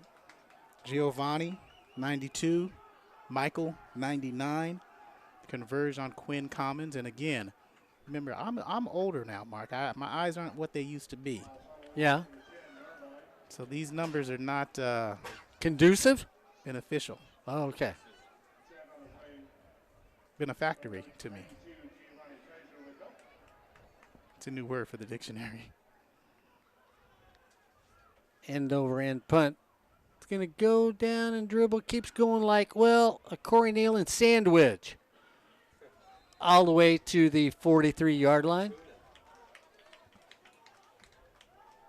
And that's where Santa Ana will take over. 9:44 to go here at Eddie West Stadium. Santa Ana Stadium, Eddie Westfield.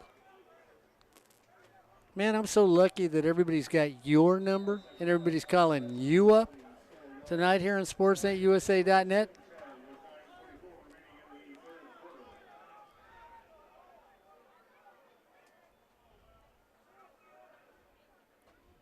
Valatoy comes out back at quarterback. Indiana Taylor down here to the near side of the field. Rice at the top of the field. Valatoy goes back. Throwing for Rice on a fly pattern. Little push caught. Oh, my goodness. Joshua Rice, one-on-one, far side of the field, comes away with the ball. 40 yards on the play. That was pretty good coverage by Jordan Wright. Wright, his first playing time at corner out of Collierville High School in Tennessee. And Joshua Rice, I believe that's his first reception of the day. His first reception of the game. 9:23 to go. Oh, it's fourth reception. Oh. Okay, fourth, not first. Sorry, Mark. That's okay. Santa Ana, here comes the pressure. Valatoy trying to get, goes the outside. Has the corner, stops, starts, gets across the 10. They're going to find him dead at the 8.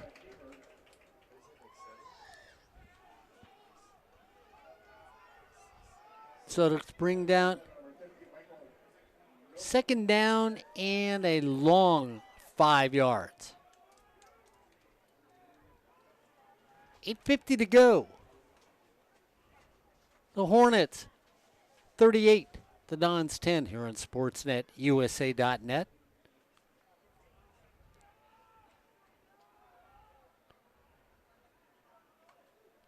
A little pressure, throw out here in the flat. No place to go, and Corey once again. Good tackling, they're going to call it incomplete, but good tackling and good aggression by the defensive backs for the Hornets. Yes. See, this is what I've liked. 18 years of a partner that knows how to describe what just happened to them.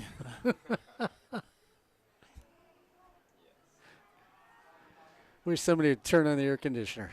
It's getting warm in here. Third down. 6. We get motion by Santa Ana. No flag by the official. They reset at the line of scrimmage.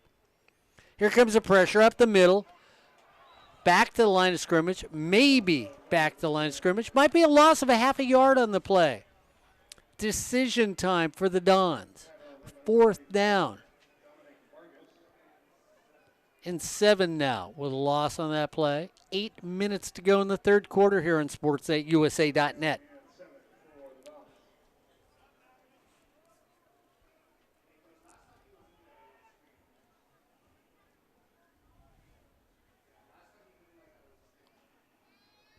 Big fourth down play. Defense wanting to make a stop. Brian Crooks would like his defense to shut the door now. Throw into the corner. Ball goes up. Intercepted by the Hornets at the 10, the 20. Cut back to the inside. Taken down at the 30-yard line on a fight for the ball in the corner and taken down by Tyler Hogan for that Hornet defense. No, I was wrong. Go ahead, Corey. So Ross Smith actually. Oh, okay. I thought Hogan took it down. But it's Smith who comes down with the football, and Brian Crooks has to be elated because Brian said before the game started, one of the things that we lost against Riverside was the ability to take away the football. And the defense has done that, taking away the football. So the Hornets get a big defensive play. Alfonso Graham back in the game as a running back. They take it to Graham. Graham at the 40. Looks for a block across the 40. Gain of 9 on it. Now Graham's got a little giddy up when he gets out there. And Alfonso Graham, this is his best rushing game of the season thus far. In the third game, we were talking about the rushing attack for the Hornets in the first couple games. This third game, they found it. In the first half, Alfonso Graham had many yards. And we'll get those stats in just a sec. Graham goes in motion from left to right. Quinn Goes back the opposite direction, trying to get something to Tim Allen. Can't get it to Tim. Tim gets taken down for a loss on the play. And he's working at 55 yards on the ground tonight after that last run. Tim Allen, that's 5 catches for Tim Allen. Tim to the far side of the field. Nosip to the near side of the field. In the slot here on the near side of the field, Tyler Beckwith. He's been out there waiting for Tyler to the big play. Quinn goes over there on the side of the field, and once again they move the chains. Corey Neyland loves the quick passes that the Hornets will install as an offensive package and says that's what drives the team.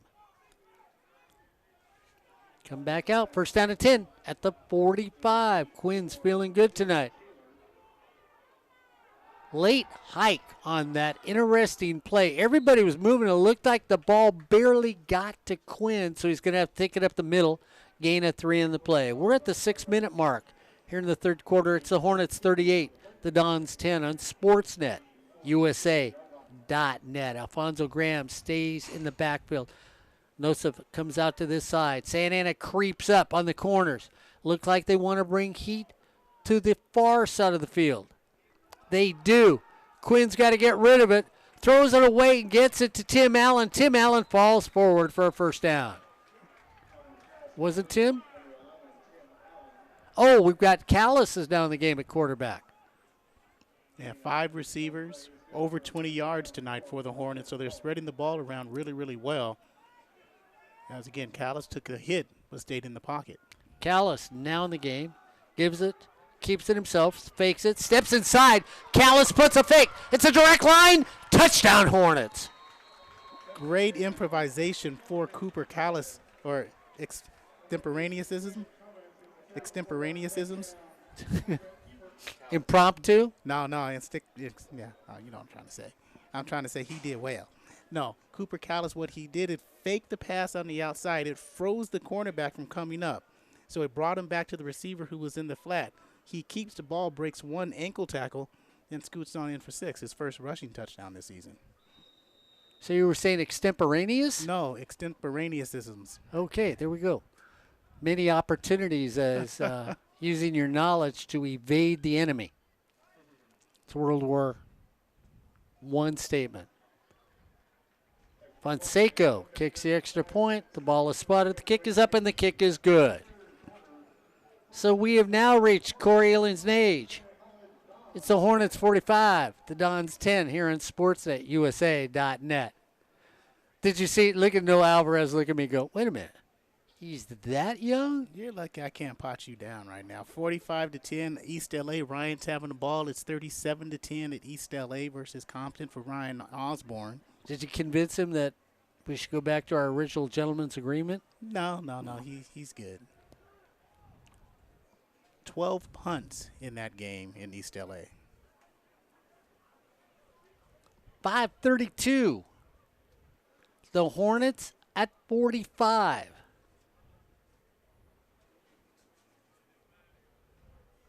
Santa Ana waiting for a pooch kick. We have seen it multiple times today. On sports@usa.net.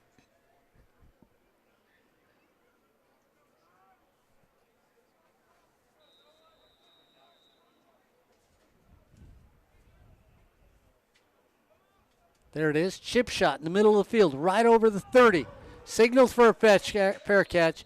Down on one knee, spotted at the 20. So the Hornets have tried chicanery, trickery, sleight of hand, excessive extemporaneity for Corey Neyland. Here on sportsnetusa.net.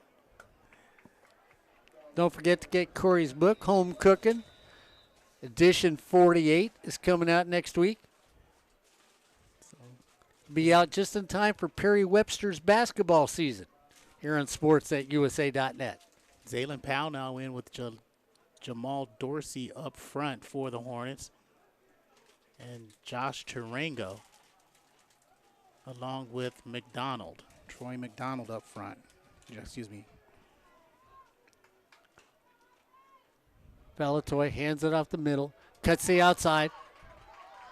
Turns the corner, and once again, a running play works for Santa Ana. And Corey, now the defense has sort of found a way not to stop that run. Jermaine Henderson on the carry, and they're bringing in fresh faces and fresh jerseys out there for the Hornets. That's not Josh Chirango. It's actually Ronnie Velasquez up front with those 4. Jonathan Smith is a safety who had an interception last week to go along with Isaiah Alcocer. Henderson at running back. Shiramura comes out here to this side of the field. They give it to Henderson once again. One good run. They try to. Ball comes out. Hornets get it on a bounce. Turnover, Fullerton. And Jonathan Smith, interception last week, fumble recovery this week. I couldn't see who made the tackle or made the pop. But again, Julian Duckenfield was close by. Troy McDonald was close by, but it's another turnover. And Hornets in good field position to get some more points on the board. So 4:49 to go. It's 45-10 here on sportsnetusa.net. Quinn Commons back out at quarterback. First down and 10. Cross the 50 at the 48. Quinn goes back. Quick little flip out of bounds. TJ Griffin on the reception. Now he's in from Murrieta Valley. Kashawn Griffin, who had that kickoff return to start the second half, is from Apple Valley. And so we're going to bring that back.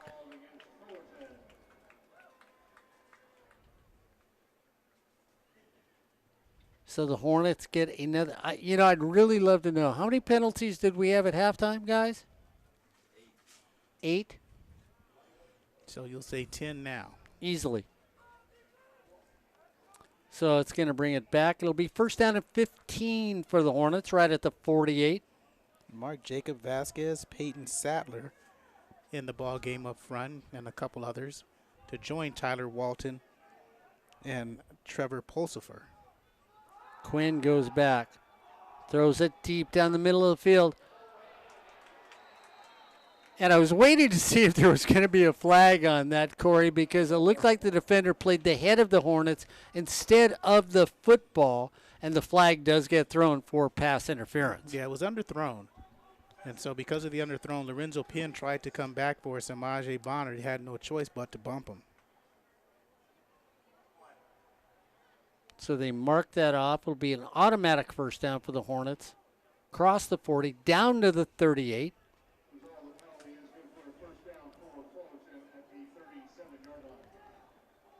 Brandon Rankin in at running back for the Hornets. Keon Fogg to the near side of the field as wide receiver. Had the big touchdown against Riverside last week. Keon yet to see it. Thrown over into the flat for the Hornets. Once again moving it. Mark, that's Griffin again on the reception. TJ? TJ. They took away one. He gets that. And rounding out the offensive line, the new offensive line is Corey Edward, that right tackle, number 7-1. First down and 10. Rankin goes out. They throw it over the same spot. So they found a weak spot in the defense on the far side of the field against Santa Ana, and they're exploiting it now as they move down the field. And this is a young team, Mark, that the Hornets have. And we didn't really think about it this season, but they're so young. We've been used to those teams that had returning sophomores coming back or older guys coming back who have seen the world. So once again, thrown away. And Fullerton has missed 3. They've got 1, but they missed 3 more receivers in the seam, down the middle near the end zone. 4 touchdowns would have been easy 6s. But back to the youthness of the Hornets.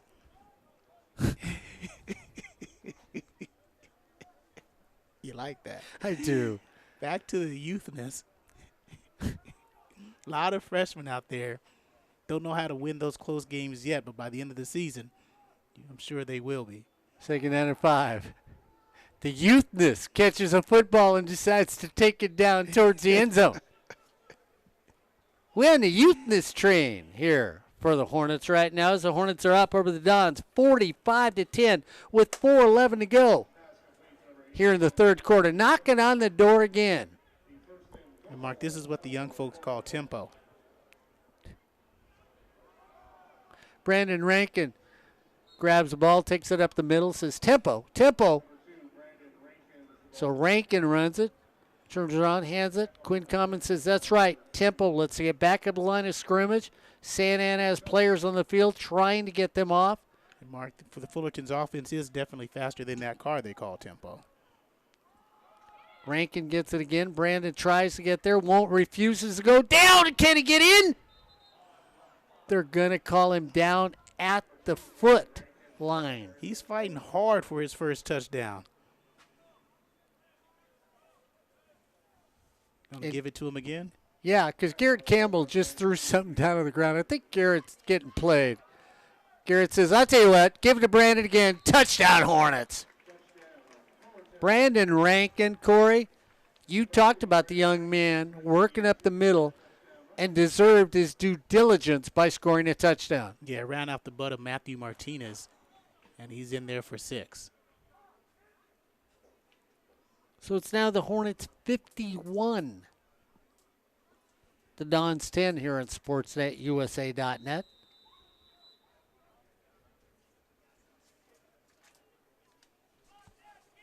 New kicker in the game for the Hornets.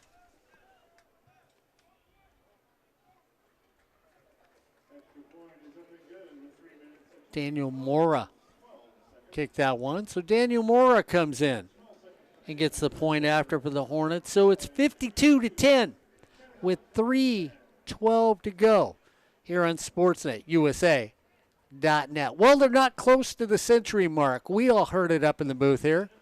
We gonna get to 100.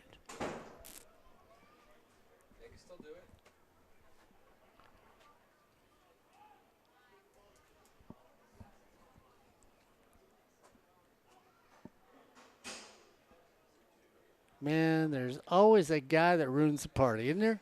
And he don't care. I've already had that said to me this week. High-scoring Fullerton offense. For the third game of the season. We'll see what they do next week against Southwestern. You remember Southwestern's game last year that it was a good football game. They pulled that one out. What was it, 16-14 or 19-14, excuse me. 19-14. It wasn't over until the final seconds of the game. Joey Noble, a big safety to end Southwestern, the Jaguars run. Shank shot taken at the 20 on the dead run. Thought they were going to run a reverse. Don't. Run by 2. Refuse to take him down at the 30.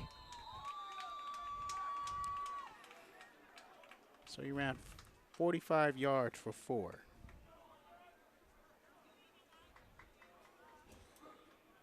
You know, Ron Osborne did that once. He ran 45 yards for 4 donut holes. You're not going to run 45 yards for donut holes. They're donut holes. Now, 4 donuts, glazed, then maybe you run 45 yards. You ever seen him run? Man is fast. Fast as Dominique Vargas, who's now in the ball game as a defensive tackle for the Hornets? Yeah, well, we'll see.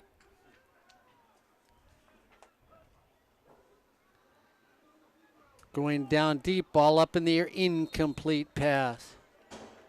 Joined So by, I was going to say, go ahead. Oh, No, Julian Duckenfield just set up the defense. Julian Duckenfield, Joe Christensen, and the other linebacker in there is Bryce Bryan, who's out of Laverne Damien High School. Christensen from Servite.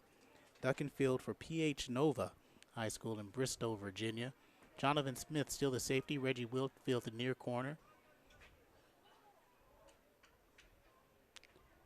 Tello gets ready. Here comes the pressure. They all out blitz straight up the middle, and he's once again met right in the middle. And the Hornets defense has been outstanding by being able to sack the quarterback all night long with 2:46 to go here in the third quarter. And that was Cameron Proctor. That's the second sack, I believe, tonight for Mr. Proctor. That's 4 on the season. And the far side corners for the Hornets are Jordan Wright and a nickel package, Isaiah Alcacer. Actually, he's the safety in there. Seth Locke to the far side of the field. Joshua Rice, either wide receiver. Hornets climbing up. 3rd down and 15. They bring the pressure again.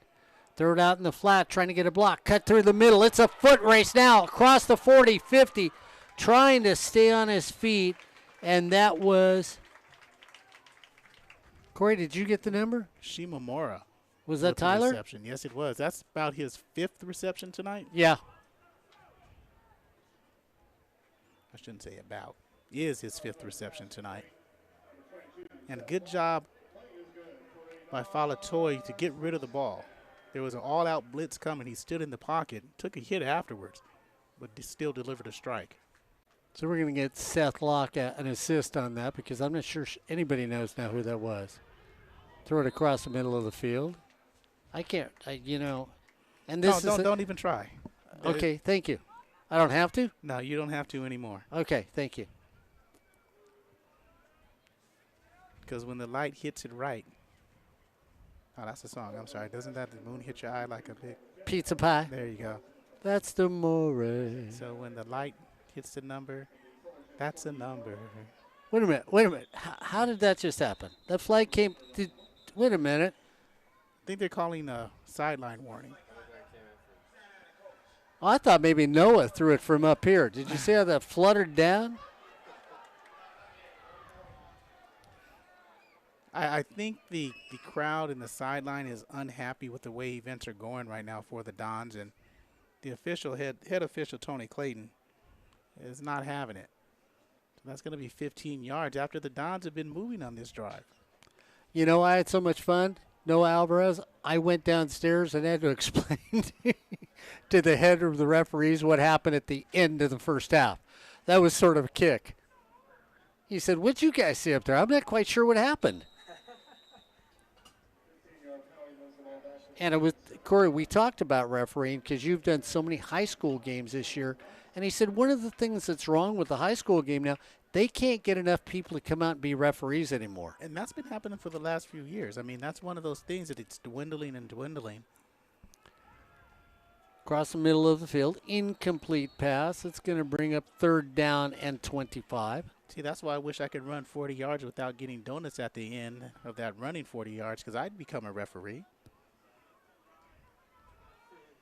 Nobody would finish a game. Everybody be kicked out. We'd end at 8:30. I'd get home in time. It'd be a beautiful thing. Great call the game. Right in the middle of the game. That's it. You're all gone. I'd be like Al Pacino. You're out of order. You're out of here. 3rd down and 25 for the Dons. At the 35. Draw play up the middle. The Hornets trying to make a stop. And you've got to say that the Dons have ran the ball well against the Hornets, but the defense has been ever pursuant as a defensive team, and the Dons are going to kick it away with 1:31 to go here in the 3rd quarter. That's right. We have an entire 4th quarter to go here on SportsNetUSA.net. Noah, Victor, Corey, Gabby, Buddha Babel, here all on SportsNetUSA.net. Big rush up the middle, just missed, scare catch. Good turnout, too. Yeah, it really is a great crowd here at Santa Ana. I mean, you look up and down the bleachers here at Santa Ana. They've got a lot of people who came out tonight. Give them a great deal of credit. A lot of people that know what the key to the county is, what this game has meant for both the schools. And then you look across the way, not a bad turnout by the Hornet crowd either. It's good talking to somebody, an older player who's been involved in the key to the county, not just one of the coaches. The guys in the stands just come on out, hanging out. Good talking to you, Jay. He'll be listening. Hopefully we have a new listener to SportsNetUSA.net for the rest of the season. That would be nice.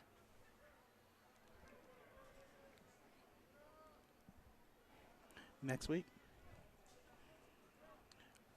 So Christian Frocage now. As per our discussion last night, sounds like a big good on the last name. I'll have a Frocage. So we get a flag on the play. You know, I think they're stopping it just for you. They're trying to get your order right. Now, he's 6'2", 205, a sophomore from Norwalk. That's Norwalk, Connecticut. It's a great place. I believe it. Too many seasons. Couldn't go there. Nice cold winters at Christmas time. See, that's not right. Change the colors of trees. Not healthy. Wild animals. Oh, no. So they hand it off to Alfonso Graham. Graham reverses field, says, give me one block. Gets back across the 25.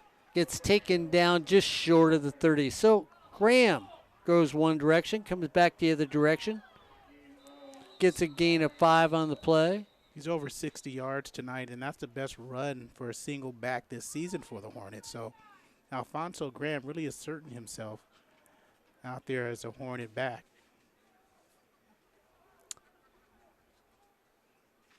New lineman also. So Hornets team is not as big as it used to be, Mark. Not as big as years past. Darren Washington, who's in the game. I think Noah talked to Darren a couple weeks ago during the coaches show. Also Jacob Vasquez. Just read them all. Trevor Pulsifer. Along with Peyton Sattler and Corey Edward.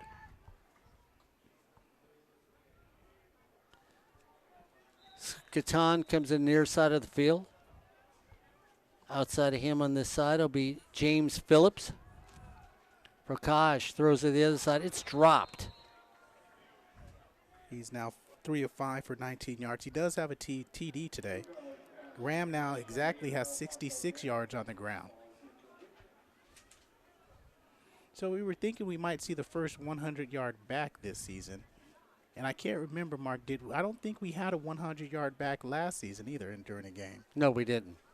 Tim Allen to the near side of the field now. Tim's been productive tonight. Prakash looks for a block, gets it, throws it, and it's picked by the Dons. And he tried to thread it in there, but again, that was a good defensive play by the back.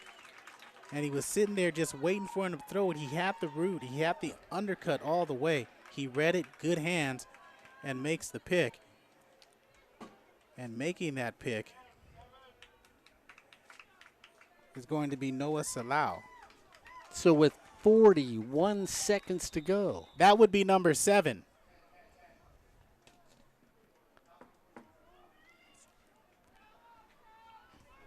Sorry, just trying to help my man out next door.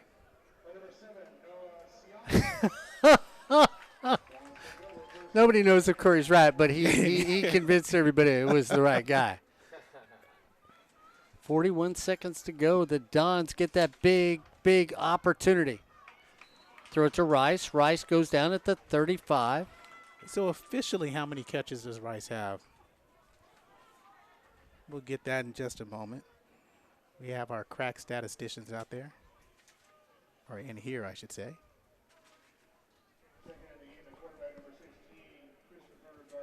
So Christopher Garcia. Now in a quarterback for the Dons. That's just the 3rd pass of the season for Mr. Garcia. Garcia at quarterback. Here comes the pressure. Garcia has it thrown up. He throws for Rice. Rice is covered and blanketed on the play. Garcia out of St. Paul High School, Mark, in Santa Fe Springs. And you remember when St. Paul used to be the team?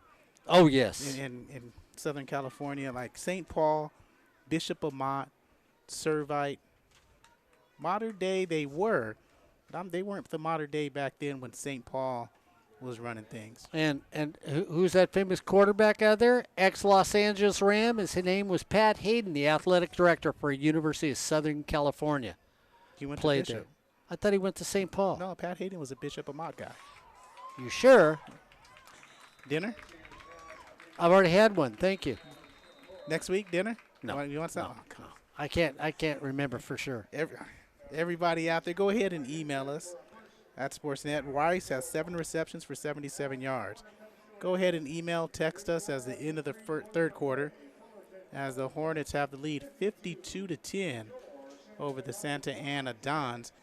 This is a key to the county game Fullerton College football on sportsnetusa.net. Noah, Victor, Mark, me, her, you, enjoying a Saturday night in Orange County. Oh, that's all I was going to say, Mark. It's now up to you. So, St. Paul coach back in the day was somebody.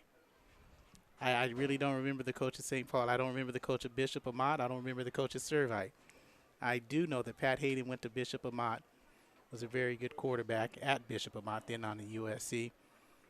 Servite had Steve Berline, who's arguably the best high school quarterback out of Orange County. St. Paul, I can't remember the defensive guy who they had. I know Ed Ford would probably remember. Corey's right. He went to Bishop Amat Memorial High School. Yes, he did in La Puente. Bishop Amat had a few good players. And I like the way Corey says that. La Puente. Garcia in at quarterback. Noah Alvarez gave Corey, what do you got, an ant on that piece of? Oh, okay. So Marion Ansich, father of Dusan Ansich, who went to Villa Park. So, who is a coach of Villa Park? Oh, okay. So that's Coach Ansich. I didn't know his first name was Dusan. That's a check name. Ball comes out. Hornets pick it up. Hornets going down the field. Yeah, that's Joe Christensen who's gonna score. Oh my goodness. I have never, ever seen a play like that in my life on the football field, Mark. Garcia turned around, went to hand it off, and handed it off to a Hornet. It was even better than that. He turned it off and handed it off to his player whose helmet it went off of. And then that bounced off into Joe Christensen's hands, and he runs downfield for his first collegiate touchdown. So that's the 58th point to start here the fourth quarter.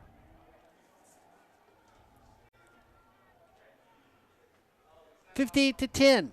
Last year it was 85-2. Nothing. Fullerton set records during that time, during that game. Most points in a game, most points in a half, most touchdowns, most extra points. A lot of numbers in the record books in the Fullerton College Guide.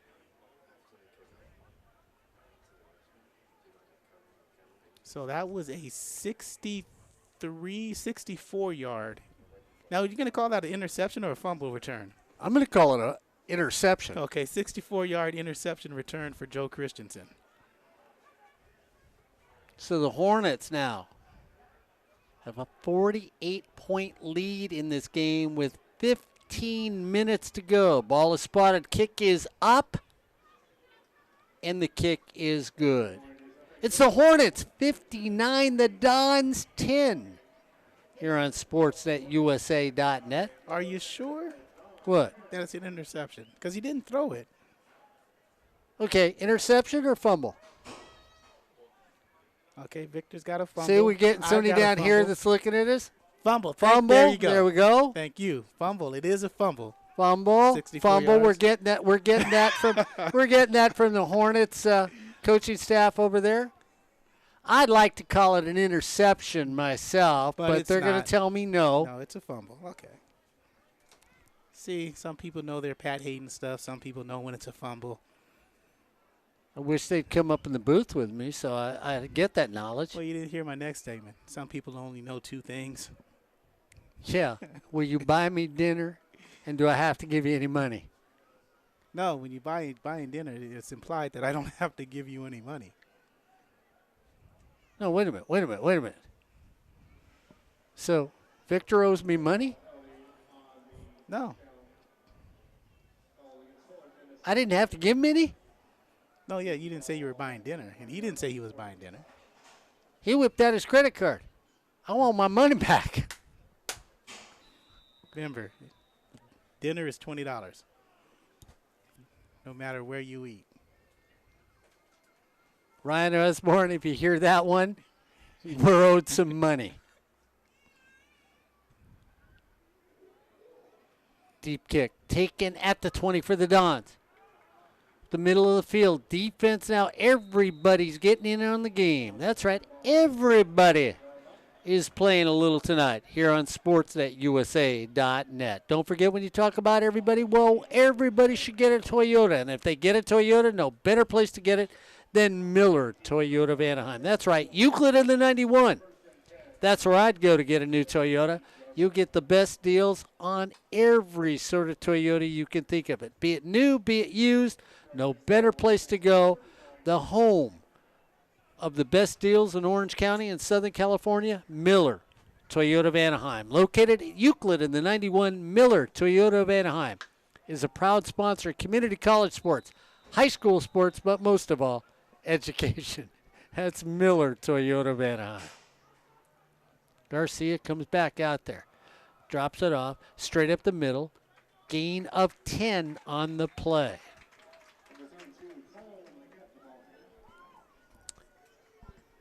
So they move the chains here with 14:30 to go in the fourth quarter. The Hornets 59, the Dons 10 on sportsnetusa.net. Key to the county, oldest rivalry in community college history, 105 years old.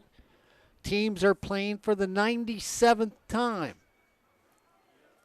97th consecutive time or 97th time? 97th consecutive time. No, you know, they did play this game during World War II. They played it during the day. It was on a Friday, late afternoons. How'd you enjoy that day? It was nice. It was nice. Mickey, Flynn, and I had a really good time. We went out to lunch. When he took me out to lunch, he bought. Well, we would expect nothing less than for Mickey. The 1955 game was nice, too. I was there that day. You were there. Corey Neyland had his mom drop him off instead of going to school. Yep. Once again, off left tackle. And ball comes out, and Corey, ball comes out, scooped up by the defense, and they looked at the referee and said, "Are you going to blow the whistle? You mean I should keep running on that play? Because look at our coaches over here. Look at our coaches for Fullerton College. The same thing. The ball comes out, and the defender goes, wait a minute. That's Jamal Dorsey. Is that a fumble? Should I keep running? Are you going to blow the whistle?" His first fumble recovery of the season, and he picked up the ball. You see why he plays defense. He gets the ball in his hands at the 45. Ball now at the 38. Man. Callis comes in at quarterback and says, "Here, let me show you how it happens." Brandon Rankin in at running back for the Hornets. First down and 10 on another turnover by the Dons. They give it to Callis. Callis keeps it himself, goes up the middle, gets back to the original line of scrimmage. It's going to be a second down and 10 with 13 minutes to go. That really is one of the better slow motion fumbles I've seen in a while. Hey, I'm big. I'm a defensive lineman. I don't want to run with the football. Could you just call it dead now? 6'5" out of Port Arthur, Texas. Callis looks over. Second down and 10 for Callis. Here comes the blitz. Back up. Nobody's there. Callis, we're going to get a flag on the play. This play is going to come back. It'll be holding on the Hornets at the 30-yard line. I like the umpire makes the call. The referee was standing there looking at the play, kept his flag in his pocket, but the umpire says, you know, we're going to have to call that one. And they do call it at the 30.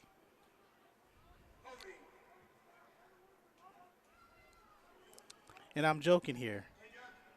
Tony Clayton want to go home, too. I'm kidding. No, but, you know, it's one of those calls that we always talk about, Mark. The hold, it's a hold, yeah, but is it really a hold that makes the play go forward? And you can say yes in that case because it allowed Cooper Callis to break out of the pack and pick up a long gain. Callis now, second down and 28. Hand it off to Rankin. Rankin goes to the right side, has no place to go. When the plays go sideways on a run for the offense, we've already heard, hey, we don't run them sideways. We don't go off tackle. They don't go off tackle outside. They Yeah. go off tackle and in. So, yeah, that's what happens. And, you know, it's good knowledge for us to know as well. Yep. Lucky Abinger is now in the game. Lucky. Big running back. Callis keeps it himself. Slides at the 30. Gets hit. No flag. No flag because the Santa Ana defenders crunched themselves. So that's why they're not going to call a flag on there. Yeah, they were headhunting. Callis went down wisely. We're here at the City of Santa Ana Stadium, Mark. Eddie West Field. In beautiful Santa Ana, California. Whereas Santana. Santana, that's my team at Saddleback used to say.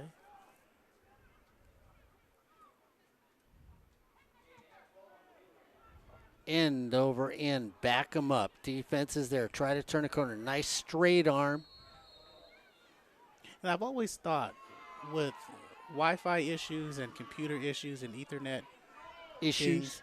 and this stadium is home to a lot of premier high school Yes. competitions as well, high school football games as well. And you just wonder, the update is beautiful. Let's get up to the booth. Update that as well. Yeah, well, and here's the thing, too. We know some of the groups that come in here are going to have more modern equipment, more ability to get their signals out and everything else. But, Corey, you know, you get a variety. Like you said, quality teams, but you get smaller teams in here, too. 8-man football comes in here. You know, they may want to broadcast their games. Yeah, the City of Santa Ana really needs to make this an incredible stadium for their local teams. Because it is one of my favorite stadiums to come to. Yeah, and you know what? Let's give it a lot to the staff here at Santa Ana. I mean, we really, when you meet everybody from Santa Ana, they love having us here. They're very kind to us. They feel bad when the internet doesn't work. And we want to thank everybody from Santa Ana College being very gracious and offering us the invitation to come and broadcast this game tonight. Larry Turner from Memphis in the ball game for the first time, near side linebacker wearing number 40. New cornerback or safety as well. It's going to be John Manpiopper. Garcia's still in at quarterback for Santa Ana. And John makes the tackle. He gets in the ball game for the first time, makes a big hit, psychs himself up. Near side corner will be Daniel McEntee. We're at 10 minutes here in the fourth quarter, and it's the Hornets 59. The Dons 10 on SportsNetUSA.net. Marcus White on the opposite side. Joe Christensen, who had that 64-yard fumble recovery return for a touchdown at the middle linebacker. Duckenfield, the far side linebacker.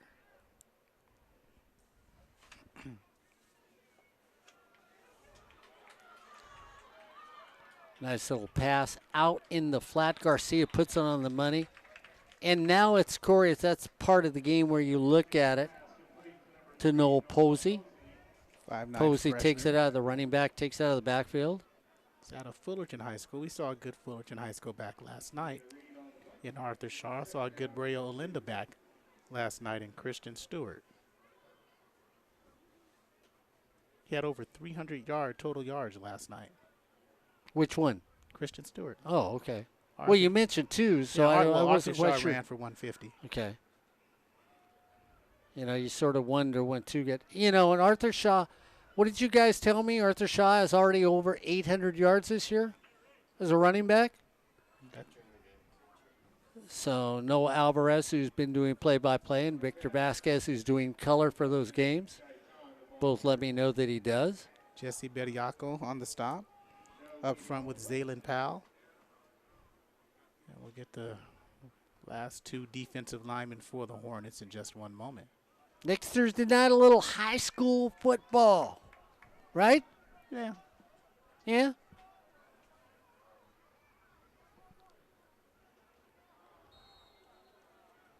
Pressure brought by Enrique Nava out of San Jose. So 4th down and 2, and the Dons are going to decide to punt. Thought maybe at this stage of the game with 9 minutes to go, down by 49. No, you kick it away, Mark.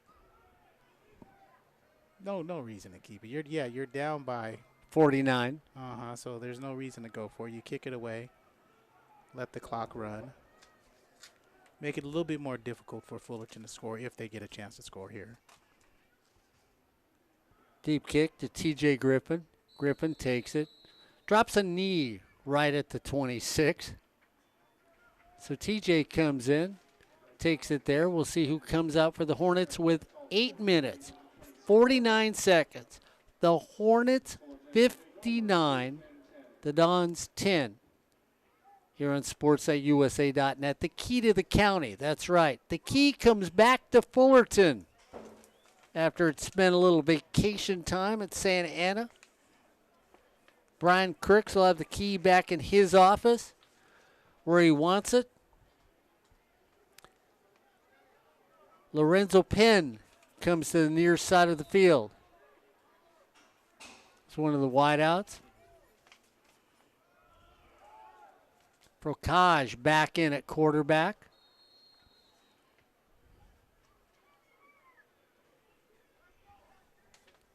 So Procaj at quarterback, Penn at wide receiver. They flip. Penn will go to the far side of the field. Charles Byers Jr. to the near side of the field. So Charles Byers Jr. now comes in as a wide receiver for the Hornets. Procaj goes back. Looks to step up. He does. Ball comes out, and Santa Ana comes away with it.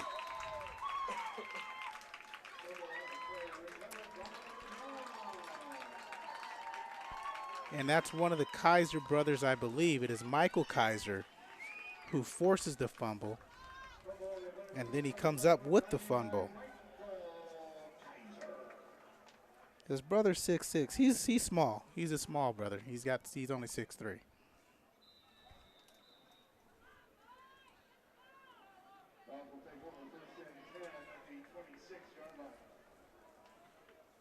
Six total fumbles tonight. 5 for Santa Ana. Only 1 for the Hornets. That one there. Defense brings up pressure. Looks to go down there. Trying to get away. Once again, another sack by the defense. They're going to make it about a half-a-yard loss. So you're going to give them a sack on that. You are going to give them a sack, and I think that's sack number 7 for the Hornets. Brian Crooks will tell you that when they get in these sort of spots, the defense needs to step up. If the offense makes a slight mistake, they have to cover each other in this. He said one of the things he was disappointed about in that Riverside game is that didn't happen. Seen a little more productivity at it tonight as the defense makes another stop on that play. 11 sacks unofficially. Mark, 11 sacks unofficially for the Hornets. Marcus White makes the tackle on that for the defense for the Hornets. So White now in there at a linebacker. New people all over the place for the Hornets that we don't normally see. Joe Christensen also is a linebacker right in the middle. Joe Christensen in on the tackle on that one for the Hornets, Corey. So you've got a lot of young players now coming in the game making possible stops for the Hornets. It's now 4th down. Joined by Troy McDonald, who's a starter. Ronnie Velasquez in there. He was number 90 or 98. And also Jesse Bediaco. So we're going to spot the ball at the 36. We add on 10. It is a 46-yard attempt for the Dons with 6:25 to go. Kick is up, and the kick is it's good. Mark. Good. And we've seen interesting things in this ball game. That one went right through the uprights, bounced off the pole in the middle, and bounced back into the end zones. Once it passed the upright, or excuse me, upright. It's good. I'm sorry. I just got. See those two things down there in the end zone that go straight up and down? Those are upright. See the thing that goes across? That's called a crossbar. I know, the crossbar. I should have made a bet that he didn't even know what those things were down in the end zone, and I could have got a free dinner. Oh, man, never. Man, if I'd have known that was that easy. In East L.A., the score is 55-7. Oh, and Ryan Osborne, I don't know, man. 25 penalties. Should have taken that bet 55-7. That's a 48. You'd have had me right now. Ryan, what's the deal, man? I just, I offered. I don't put those bets out there where I'm a sure winner like some people do when we bet for dinners. Who's that? Wait a minute. Isn't that a line from a rap song? Who that? No. Oh. That's the New Orleans Saints motto. Oh, okay.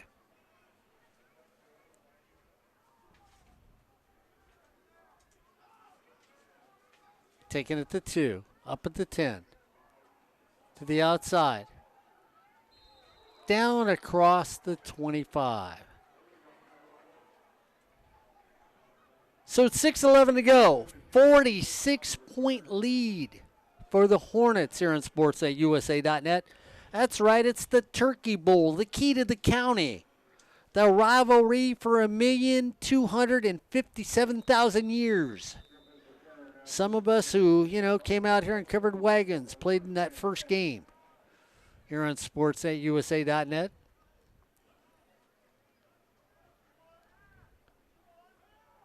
Some of us who had our traveling companions with us made them play with us. Frocage comes back out. Quarterback, high spike. Throws away, tries to get it up in the air, just off the tip. And Frocage trying to, Corey, almost getting that one down where he needed to for a first down. Trying to reach Devin Moore. Charles Byers Jr. in the ball game on the near side. Devin Moore out of Earl Warren High School. They've gotten players out of Earl Warren High School out of Texas, more than one. Oh, yeah. Another high hike to Frocage. He stretches across the 30.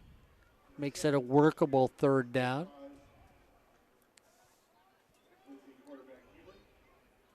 Charles Byers Jr. on this side of the field.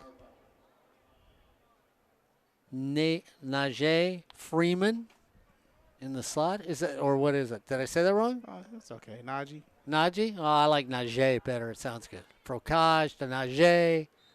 Sounds like I'm calling soccer, doesn't it? No. Sounds like a 90s R&B group.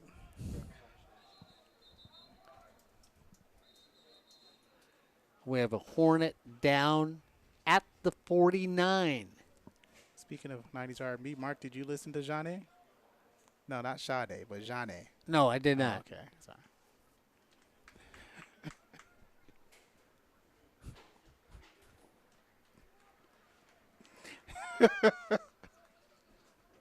But I did go out for a bowl of frocage one night.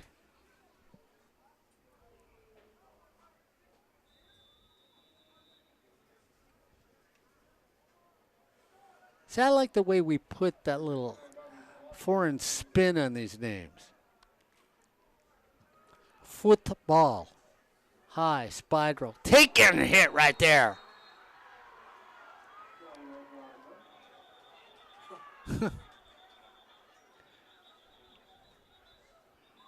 There's whistles all over the place. There's a flag at the 38. Corey, I have no idea what this flag is down at the 38. They're going to call something. Unnecessary roughness on the. No, they're going to call unnecessary roughness because he came in there and it was a hard hit. It was a clean hit. Well, it doesn't matter. It was a hard hit and it was a vicious hit. Even though it was a clean hit, they're still going to call it. So with 5:07 to go.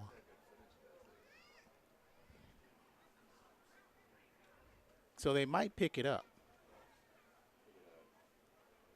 But they're not.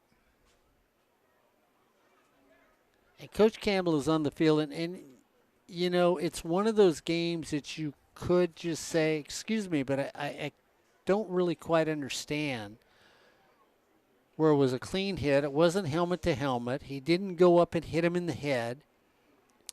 He got there when the ball got there. And that was DeJounte Thomas.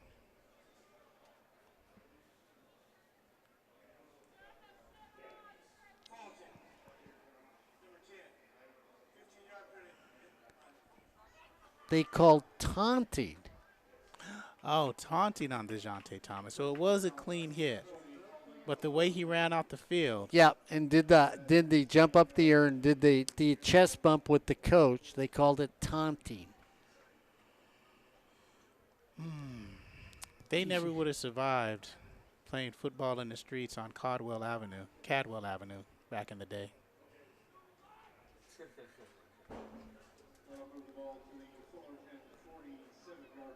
They could never have played euchre with us on card night. Because we gave, we do something like that to run over a person, taunt them during the card game. Grab a chair, pull it out from underneath them, knock all their chips off the table. It's tough picking up your $38.50 winnings that you have on the floor. Santa Ana comes out. First out of Ken, across the 50. 5 minutes to go. Hornets up. Hand it off. Counter play, no place to go. 4, 5, 6 defenders on that play after a gain of a half a yard. We're under 5 minutes to go in the fourth quarter here on sports@usa.net. Larry Turner on the tackle mark, one of the best named high schools that you'll hear, Raleigh Egypt High School. Raleigh, Egypt? Raleigh, Egypt, out of Memphis. Did we pass it on one of our road trips? I think we might have passed it when I was taking you to Jackson, Mississippi to see how long it'd take you to recognize we were going to Jackson, Mississippi instead of Jackson, Tennessee.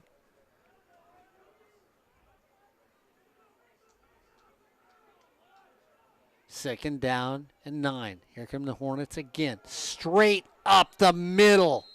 A mano, and the defense stands strong for the Hornets. That's right, Noah. That was a football play. Square the shoulder pads, get down lower than the runner, hit him, and then drive him upwards and backwards on the hit. It's going to make it a 3rd down and 8 for the Hornets. Little excitement with 4 minutes left to go and a 46-point lead. Wasn't that reminiscent of the greatest college linebacker ever wearing number 44, Brian Bosworth? That's what some people would think.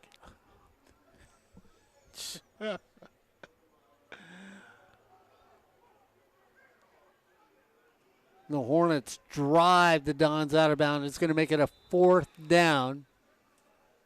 I didn't know Tommy Nobis wore those sort of numbers when he played. So you're talking about the greatest Fullerton College linebacker. That's right. Who are you going to say? Would you say? Greatest Fullerton College linebacker? Yeah, linebacker. That would be pretty interesting. That would be. It'd be nice to hear from the players that have played to sort of chime in and start telling us who they think the greatest teams were in Fullerton College history. We've seen some. We have our opinion on some really good teams. That's why we miss Tom Duff so much. Yep. Because we used to have the conversations of top 5s all the time. Nice. High. Boot. Hit. Dropped. Hit by Santa Ana first. So, yes. So it is a dead ball. Can you imagine Montre Bonner on one side? Oh, jeez. And Larry McDuff on the other? Wow. Wow. Brian Noble in the middle. That'd be pretty impressive. And then let's run some of these hurry-up offenses with some of our old tight ends that we have talked to over the years. Jason Vanderveer is one tight end. Get Marquise Avery out there, Rich Leon. Have Brig Owens back there at quarterback, maybe a Jordan Hoy. I was going to ask you, who do you throw at quarterback? Brig Owens. That's your quarterback? Yeah, because he amazing. Even though Jordan Hoy was prolific and outstanding, he put up records. He single-season passing records, and he's already in the career. That's how good his season was. He's in the top 5 career passing yards. Top 10. And when we first started here, one of my first seasons, Tommy Kirchmeyer, got to see him play at quarterback many years ago. Corey sort of looks at me and says, I like Tom. Tom was a good quarterback. He was a good quarterback.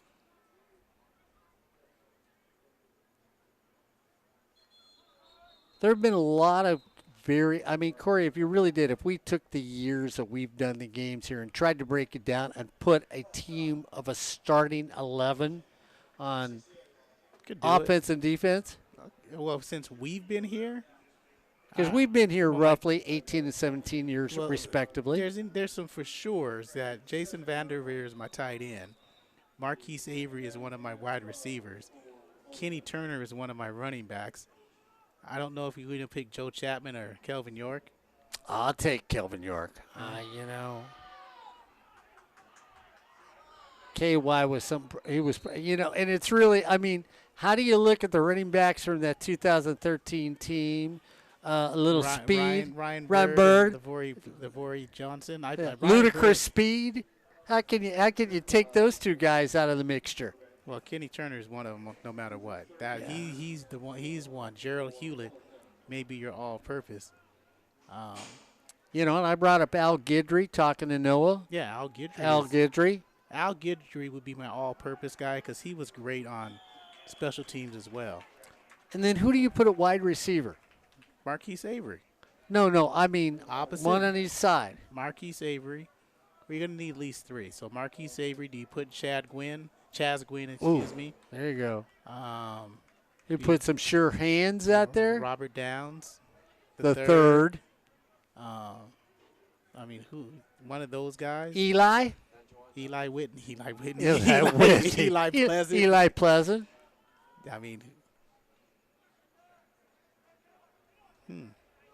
And then which defense was probably the best defense we might have seen play through the years? Well, you know who I think the best team was. Well, you don't necessarily think the best team was the team that won national championship. I don't necessarily think the best team won both national championships. Yeah. I still consider probably the 2013 as the best team. Yeah, well, they probably had the best offensive line. That they did. That's why in 2013 they might have the best team.